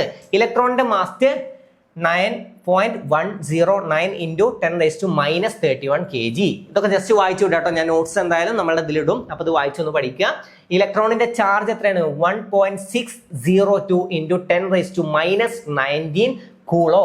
ഓക്കെ, ഇത് രണ്ടും ഒന്ന് വായിച്ച് പഠിക്കുക. ഓക്കെ, ഇലക്ട്രോണിന്റെ ചാർജ് കണ്ടെത്തിയത് ആരെന്ന് ചോദിച്ചാൽ അത് മില്ലിക്കൺ ആണ്. ഇലക്ട്രോൺ കണ്ടുപിടിച്ചത് J.J. തോംസൺ ആണ്. ഇലക്ട്രോണിന്റെ ചാർജ് കണ്ടെത്തിയത് മില്ലിക്കൺ ആണ്. ഇലക്ട്രോണിന്റെ ചാർജ് കണ്ടെത്തിയത് ആരാണ്? മില്ലിക്കണും. ഇലക്ട്രോൺ കണ്ടെത്തിയത് J.J. തോംസണുമാണ്. ഇലക്ട്രോണിന്റെ ചാർജ് കണ്ടെത്താനായി നടത്തിയ പരീക്ഷണമാണ് ഓയിൽ ഡ്രോപ്പ് പരീക്ഷണം. ചോദ്യം വന്നിട്ടുണ്ട് കേട്ടോ. ചോദ്യം ഇനിയും വരും. ഇലക്ട്രോണിന്റെ ചാർജ് കണ്ടെത്താനായി നടത്തിയ പരീക്ഷണമാണ് ഓയിൽ ഡ്രോപ്പ് പരീക്ഷണം. ഇലക്ട്രോണിന്റെ ചാർജ് കണ്ടെത്താനായി നടത്തിയ പരീക്ഷണമാണ് ഓയിൽ ഡ്രോപ്പ് പരീക്ഷണം. ഇലക്ട്രോണിന്റെ ചാർജ് കണ്ടെത്തിയത് ആരാണ്? മില്ലിക്കൺ ആണ്. ഇലക്ട്രോൺ കണ്ടുപിടിച്ചത് ആരാണ്? J.J. തോംസൺ ആണ്. ഇലക്ട്രോണിന് എന്ത് ചാർജ് ആണ്? നെഗറ്റീവ് ചാർജ് ആണ്. ഇലക്ട്രോണിന്റെ മാസും ഇലക്ട്രിക്കൽ ചാർജും തമ്മിലുള്ള അനുപാതം കണ്ടെത്തിയത് J.J. തോംസൺ. കാഥോഡ് റേ പരീക്ഷണങ്ങളിലൂടെ. എന്താണ്? കാഥോഡ് റേ പരീക്ഷണങ്ങളിലൂടെ. അപ്പൊ എന്തൊക്കെ പഠിച്ചു? 1897 ഡിസ്ചാർജ് ട്യൂബ് പരീക്ഷണങ്ങളിലൂടെ നെഗറ്റീവ് ചാർജ് ഉള്ള കണങ്ങൾ ഉണ്ടെന്ന് കണ്ടെത്തിയത് ആരാണ്? നെഗറ്റീവ് ചാർജ് ഉള്ള കണം ഉണ്ടെന്ന് കണ്ടെത്തിയത് J.J. തോംസൺ ആണ്. ഓക്കെ, ഇനി ഇലക്ട്രോണിന്റെ ചാർജ് കണ്ടെത്തിയത് ആരാന്ന് ചോദിച്ചാൽ അത് മില്ലിക്കൺ ആണ്. ഇലക്ട്രോണിന്റെ ചാർജ് കണ്ടെത്തിയത് മില്ലിക്കൺ ആണ്. ഇലക്ട്രോണിന്റെ ചാർജ് കണ്ടെത്താനായി നടത്തിയ പരീക്ഷണമാണ് ഓയിൽ ഡ്രോപ്പ് പരീക്ഷണം. ഇലക്ട്രോണിന്റെ ചാർജ് കണ്ടെത്താനായി നടത്തിയ പരീക്ഷണം ഓയിൽ ഡ്രോപ്പ് പരീക്ഷണം. ഇലക്ട്രോണിന്റെ മാസും ഇലക്ട്രിക്കൽ ചാർജും തമ്മിലുള്ള അനുപാതം കണ്ടെത്തിയത് J.J. തോംസൺ ആണ്. കാഥോഡ് റേ പരീക്ഷണങ്ങളിലൂടെ. ഇത്രയേ ഉള്ളൂ. പ്രധാനപ്പെട്ടതൊക്കെ ഞാൻ റിപ്പീറ്റ് ചെയ്ത് തരാം. ഇതൊക്കെ ഒന്ന് ജസ്റ്റ് പഠിച്ചു പോവാം. ഇനി ഇലക്ട്രോണിന്റെ ദ്വൈത സ്വഭാവം മുന്നോട്ട് വെച്ചത് ലൂയിസ് ലൂയിസ് ഡി ബ്രോഗ്ലി ആണ് കേട്ടോ. ലൂയിസ് ഡി ബ്രോഗ്ലി ആണ് ഇലക്ട്രോണിന്റെ ദ്വൈത സ്വഭാവം മുന്നോട്ട് വെച്ചത്. ഇലക്ട്രോൺ എന്ന വാക്ക് ആദ്യമായി ഉപയോഗിച്ചത് ജോർജ് ജോൺ സ്റ്റോൺസ്റ്റോയ്. ഈ പേര് വളരെ ഇമ്പോർട്ടന്റ് ആണ് കേട്ടോ. ഇത് എപ്പോഴും ചോദ്യം വരുന്ന ഒരു സാധനമാണ്. ഇലക്ട്രോണിന്റെ ദ്വൈത സ്വഭാവം മുന്നോട്ട് വെച്ചത് ആരാണ്? ലൂയിസ് ഡി ബ്രോഗ്ലി ആണ് ഇലക്ട്രോണിന്റെ ദ്വൈത സ്വഭാവം മുന്നോട്ട് വെച്ചത്. ആറ്റത്തിലെ നെഗറ്റീവ് ചാർജ് ഉള്ള കണം പറഞ്ഞു. ലോഹങ്ങളുടെ ചാലകത നിർണ്ണയിക്കുന്നത് ഇലക്ട്രോണുകളാണ്. പഠിച്ചു വെക്കണേ, ലോഹങ്ങളുടെ ചാലകത നിർണ്ണയിക്കുന്നത് ആരാണ്? ഇലക്ട്രോണുകളാണ്. ഒരാറ്റത്തിലെ ചലിക്കുന്ന കണങ്ങൾ ഏതാന്ന് ചോദിച്ചാൽ അത് ഇലക്ട്രോൺ ആണ്. ഒരു ആറ്റത്തിലെ ഏറ്റവും ഭാരം കുറഞ്ഞ മൗലിക കണമാണ് ഏത്? ഇലക്ട്രോൺ.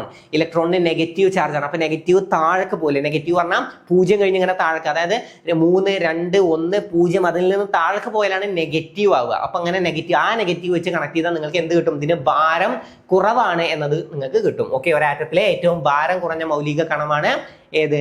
ഇലക്ട്രോൺ. ഓക്കെ, അപ്പൊ അത് പഠിച്ചു. ഒരാറ്റത്തിലെ ചലിക്കുന്ന കണങ്ങൾ ഏതാന്ന് ചോദിച്ചാൽ അത് ഏതാണ്? അത് ഇലക്ട്രോൺ ആണ്. ന്യൂക്ലിയസിൽ കാണാത്ത മൗലിക കണം ഏതാന്ന് ചോദിച്ചാലും ഇലക്ട്രോൺ ആണ്. ലോഹങ്ങളുടെ ചാലകത നിർണ്ണയിക്കുന്നതും ആരാണ്? ഇലക്ട്രോൺ ആണ്. ഇലക്ട്രോണിന്റെ ദ്വൈത സ്വഭാവം മുന്നോട്ട് വെച്ചത് ആരാണ്? ലൂയിസ് ഡി ബ്രോഗ്ലി ആണ്. ഓക്കെ, ഇലക്ട്രോൺ എന്ന വാക്കിന് ആദ്യമായി ഉപയോഗിച്ചത് ജോർജ് ജോൺ സ്റ്റോൺസ്റ്റോയി. ഓക്കെ, അടുത്തതാണ് പ്രോട്ടോൺ. ആറ്റത്തിലെ പോസിറ്റീവ് ചാർജ് ഉള്ള കണമാണ് പ്രോട്ടോൺ. 1886 ഡിസ്ചാർജ് ട്യൂബ് പരീക്ഷണങ്ങളിലൂടെ പദാർത്ഥങ്ങളിൽ പോസിറ്റീവ് ചാർജ് ഉള്ള കണങ്ങളുടെ സാന്നിധ്യം പ്രവചിച്ച ശാസ്ത്രജ്ഞനാണ് ഗോൾഡ്സ്റ്റൈൻ. ഓക്കെ, പക്ഷെ പ്രോട്ടോൺ കണ്ടുപിടിച്ചത് ചോദിച്ചാൽ ഏണസ്റ്റ് റൂദർഫോർഡ് ആണ് കേട്ടോ. മാറിപ്പോയത്. ഇതാണ് ഇമ്പോർട്ടന്റ് ആയിട്ട് നമുക്ക് പഠിക്കാനുള്ളത്. പ്രോട്ടോൺ കണ്ടുപിടിച്ചത് ആരെന്ന് ചോദിച്ചാൽ ഏണസ്റ്റ് റൂദർഫോർഡ് ആണ്. അപ്പൊ പ്രോട്ടോൺ 1886 ഡിസ്ചാർജ് ട്യൂബ് പരീക്ഷണങ്ങളിലൂടെ പദാർത്ഥങ്ങളിൽ പോസിറ്റീവ് ചാർജ് ഉള്ള കണങ്ങളുടെ സാന്നിധ്യം പ്രവചിച്ച ശാസ്ത്രജ്ഞനാണ് ഗോൾഡ്സ്റ്റൈനും. പ്രോട്ടോൺ കണ്ടെത്തിയത് ആരാന്ന് ചോദിച്ചാൽ ഏണസ്റ്റ് റൂദർഫോർഡ്. ഇതാണ് നിങ്ങൾ ഇമ്പോർട്ടൻസ് കൊടുത്ത് പഠിക്കേണ്ടത്. പ്രോട്ടോൺ കണ്ടെത്തിയത് ഏണസ്റ്റ് റൂദർഫോർഡ്. ഇനി പ്രോട്ടോണിന്റെ മാസ് 1.6726 into 10⁻⁻27 kg. പഠിച്ചു വെക്കുക. ഓക്കെ, ഇത് നോട്ട്സ് വായിച്ചിട്ട് തന്നെ ഒന്ന് പഠിക്കാം കേട്ടോ. ഒന്ന് റിപ്പീറ്റ് ചെയ്ത് വായിക്കുക. ആറ്റത്തിലെ പോസിറ്റീവ് ചാർജ് ഉള്ള കണം, ഞാൻ പറഞ്ഞു അല്ലെ, ആറ്റത്തിലെ പോസിറ്റീവ് ചാർജ് ഉള്ള കണമാണെന്നും പറഞ്ഞു. കണ്ടെത്തിയത് ഏണസ്റ്റ് റൂദർഫോർഡ് ആണെന്നും പറഞ്ഞു. ആറ്റത്തിൽ പോസിറ്റീവ് ചാർജിന് കാരണമായ കണങ്ങൾ പ്രോട്ടോൺ ആണെന്ന് തെളിയിച്ച വർഷം 1920. ജസ്റ്റ് ഒന്ന് മനസ്സിലാക്കി വെക്കുക. അതൊക്കെ ഒന്ന് പിന്നെ വായിച്ചു വിടുക കേട്ടോ. ഓക്കെ, അപ്പൊ ഈ കാര്യങ്ങൾ ക്ലിയർ അല്ലേ? അപ്പൊ പ്രോട്ടോൺ കണ്ടുപിടിച്ചത് ആരെന്ന് ചോദിക്കും. ആറ്റത്തിലെ പോസിറ്റീവ് ചാർജ് ഉള്ള കണം ഏതെന്ന് ചോദിക്കും. രണ്ടും, ഒന്ന് ഏണസ്റ്റ് റൂദർഫോർഡ്, പോസിറ്റീവ് ചാർജ് ഉള്ളത് പ്രോട്ടോണുമാണെന്ന് മനസ്സിലാക്കി വെക്കുക. ഇനി 1886 ഡിസ്ചാർജ് ട്യൂബ് പരീക്ഷണങ്ങളിലൂടെ പദാർത്ഥങ്ങളിൽ പോസിറ്റീവ് ചാർജ് ഉള്ള കണങ്ങളുടെ സാന്നിധ്യം പ്രവചിച്ച ശാസ്ത്രജ്ഞനാണ് ഗോൾഡ്സ്റ്റൈൻ. പ്രോട്ടോണിന്റെ മാസ് 1.6726 into 10⁻⁻27 kg ആണ്. അത് പഠിച്ചു വെക്കുക. ആറ്റത്തിലെ പോസിറ്റീവ് ചാർജിന് കാരണമായ കണങ്ങൾ പ്രോട്ടോൺ ആണെന്ന് തെളിയിച്ച വർഷം 1920 ആണ്.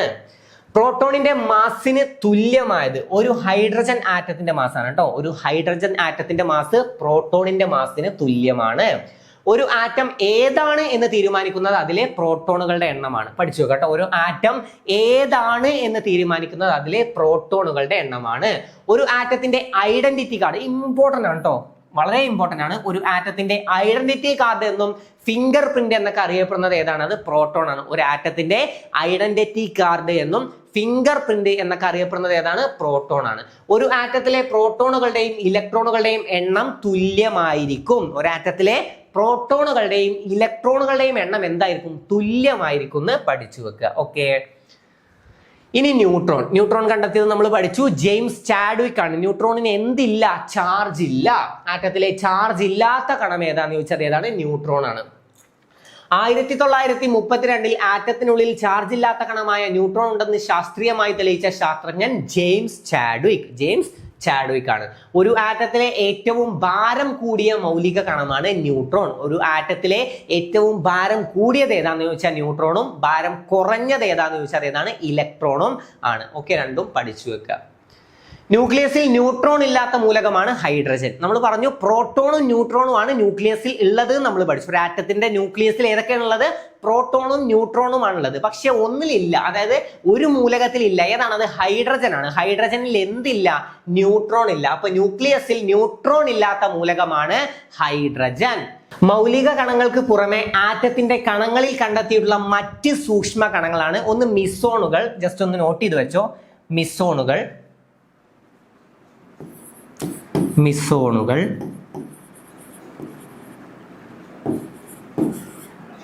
പിന്നെ ന്യൂട്രിനോ. ഓക്കെ, ന്യൂട്രിനോ, പിന്നെ ആന്റി ന്യൂട്രിനോ, പിന്നെ ഏതാണ് positron. Okay, antineutrino, positron, ഈ 4 അത് എന്തൊക്കെയാണ്? മൗലിക കണങ്ങൾക്ക് പുറമെ ആറ്റത്തിന്റെ കണങ്ങളിൽ കണ്ടെത്തിയിട്ടുള്ള മറ്റ് സൂക്ഷ്മ കണങ്ങളാണ്. ഒന്ന് മിസോണുകൾ, ന്യൂട്രിനോ, ആന്റി ന്യൂട്രിനോ, പിന്നെ പോസിട്രോൺ. ഓക്കെ, ജസ്റ്റ് ഒന്ന് അറിഞ്ഞു വെക്കുക. ഇനി നമുക്കറിയാനുള്ളത് കണാദമുനിയെ കുറിച്ച് ഇതിന്റെ കൂടെ ഒന്ന് ജസ്റ്റ് പഠിച്ചു വെക്കുക. പദാർത്ഥങ്ങൾ ചെറുകണങ്ങളാൽ നിർമ്മിതമാണെന്ന് പ്രസ്താവിച്ച ഭാരതീയനാണ് കണാദമുനി. ഇല്ലേ, കണാദമുനിയാണ് പദാർത്ഥങ്ങൾ ചെറുകണങ്ങളാൽ നിർമ്മിതമാണെന്ന് പ്രസ്താവിച്ച ഭാരതീയൻ. ആറ്റത്തിനെ അണു എന്ന് വിശേഷിപ്പിച്ചു. ആറ്റത്തിനെ അണു എന്ന് വിശേഷിപ്പിച്ചത് ആരാണ്? പരമാണു സിദ്ധാന്തം ആവിഷ്കരിച്ചത് ആരാന്ന് ചോദിച്ചാലൊക്കെ കണാദമുനിയാണ് കേട്ടോ. അപ്പൊ ആറ്റത്തിനെ അണു എന്ന് വിശേഷിപ്പിച്ചത് കണാദമുനിയാണ്. വൈശേഷിക സൂത്രം എന്ന ആറ്റത്തിന്റെ പരമാണു സിദ്ധാന്തം അവതരിപ്പിച്ച ഭാരതീയനാണ് ആര്? കണാദമുനി. പിന്നെ വൈശേഷിക സൂത്രം എന്ന പ്രസിദ്ധമായ പുസ്തകത്തിന്റെ രചയിതാവ് ആരാന്ന് ചോദിച്ചാലും കണാദമുനിയാണ്. അപ്പൊ ആറ്റത്തിനെ അണു എന്ന് വിശേഷിപ്പിച്ച ഭാരതീയൻ എന്നൊക്കെ ചോദ്യം വന്ന ആരാണ്? അത് കണാദമുനിയാണ്. പദാർത്ഥങ്ങൾ ചെറുകണങ്ങളാൽ നിർമ്മിതമാണെന്ന് പ്രസ്താവിച്ച ശാസ്ത്രജ്ഞൻ അല്ലെങ്കിൽ ഭാരതീയൻ, ശാസ്ത്രജ്ഞനല്ല ഭാരതീയൻ എന്നാണ് ചോദ്യം വരിക. ആരാണ്? കണാദമുനിയാണെന്ന് ഒന്ന് പഠിച്ചു വെക്കുക. ജസ്റ്റ് ഇതൊന്ന് നോട്ട് ചെയ്തിട്ട് പോവുക. അപ്പൊ ആറ്റത്തിനെ പറ്റിയിട്ടുള്ള ഏകദേശം ഐഡിയ ഒക്കെ കിട്ടിയല്ലോ. പിന്നെ അയിരുകളും നമ്മൾ പഠിച്ചു പോയി. ആറ്റം കണ്ടെത്തിയത് ജോൺ ഡാൽട്ടൺ ആണെന്ന് പഠിക്കണം. പിന്നെ പ്രോട്ടോൺ കണ്ടുപിടിച്ചത് റൂദർഫോർഡ് ആണ്. ന്യൂട്രോൺ കണ്ടുപിടിച്ചത് ജെയിംസ് ചാഡ്വിക് ആണ്. ഇലക്ട്രോൺ കണ്ടുപിടിച്ചത് ജെ തോംസൺ ആണ്. പിന്നെ ആറ്റത്തിന്റെ കേന്ദ്ര ഭാഗമായിട്ടുള്ള ന്യൂക്ലിയസ് കണ്ടുപിടിച്ചത് ആരാണ്? അതും ഏണസ്റ്റ് റൂദർഫോർഡ് ആണ്. ഓക്കെ, പ്രോട്ടോണിന് പോസിറ്റീവ് ചാർജ്, ഇലക്ട്രോണിന് നെഗറ്റീവ് ചാർജ്, ന്യൂട്രോണിന് നോ ചാർജ്. ഓക്കെ, പിന്നെ ആറ്റത്തിന്റെ ഐഡന്റിറ്റി കാർഡ്, തിരിച്ചറിയൽ കാർഡ് എന്നൊക്കെ അറിയപ്പെടുന്നത് ഫിംഗർ പ്രിന്റ്, തിരിച്ചറിയൽ കാർഡ് എന്നൊക്കെ അറിയപ്പെടുന്നത് ഏതാണ്? അത് പ്രോട്ടോൺ ആണ്. അതൊക്കെ ഒന്ന് പഠിച്ചു വെക്കുക. ഇമ്പോർട്ടന്റ് ആയിട്ടുള്ള കാര്യങ്ങൾ ഞാൻ പിന്നെയും പറഞ്ഞു തന്നിട്ടുണ്ട്. ആ കാര്യങ്ങളൊന്നും ഇമ്പോർട്ടൻസ് കൊടുത്ത് തന്നെ പഠിക്കുക. നമ്മൾ റിപ്പീറ്റ് ചെയ്തിട്ടുണ്ട്. അപ്പൊ പഠിച്ചു പോയിട്ടുണ്ടാവും എന്ന് വിശ്വസിക്കുന്നു. അപ്പൊ ഇന്നത്തെ ക്ലാസ് നിങ്ങൾക്ക് നല്ല രീതിയിൽ ഉപകരിച്ചു എന്ന് വിശ്വസിക്കുന്നു. ഇന്നത്തെ ക്ലാസ് നിങ്ങൾക്ക് നല്ല രീതിയിൽ ഉപകരിച്ചു എന്ന് നിങ്ങൾക്ക് തന്നെ തോന്നുകയാണെങ്കിൽ, നിങ്ങൾക്ക് നല്ല രീതിയിൽ ക്ലാസ് ഉപകരിച്ചിട്ടുണ്ടെങ്കിൽ ഇതിന് മുമ്പ് എടുത്ത ഒരു ക്ലാസ് നിങ്ങൾ മിസ്സാക്കരുത്. അതിലെ ഒരു ചെറിയ പോയിന്റും ദയവ് ചെയ്ത് മിസ്സാക്കരുത്. ഓരോന്നും മാർക്കാണെന്ന് മനസ്സിലാക്കി തന്നെ പഠിക്കുക. അപ്പൊ ഇന്നത്തെ ക്ലാസ് നിങ്ങൾക്ക് ഉപകാരപ്പെട്ടിട്ടുണ്ടെങ്കിൽ, നിങ്ങൾക്ക് ഇഷ്ടമാണെങ്കിൽ അല്ലെങ്കിൽ നിങ്ങൾക്ക് ഇഷ്ടമായിട്ടുണ്ടെങ്കിൽ നിങ്ങളുടെ അഭിപ്രായങ്ങൾ എന്താണെങ്കിലും എന്നെ അറിയിക്കാൻ മറക്കരുത്. അപ്പോൾ ഇതുപോലുള്ള മറ്റൊരു ക്ലാസ്സുമായി നമുക്ക് വീണ്ടും കാണാം. Thank you.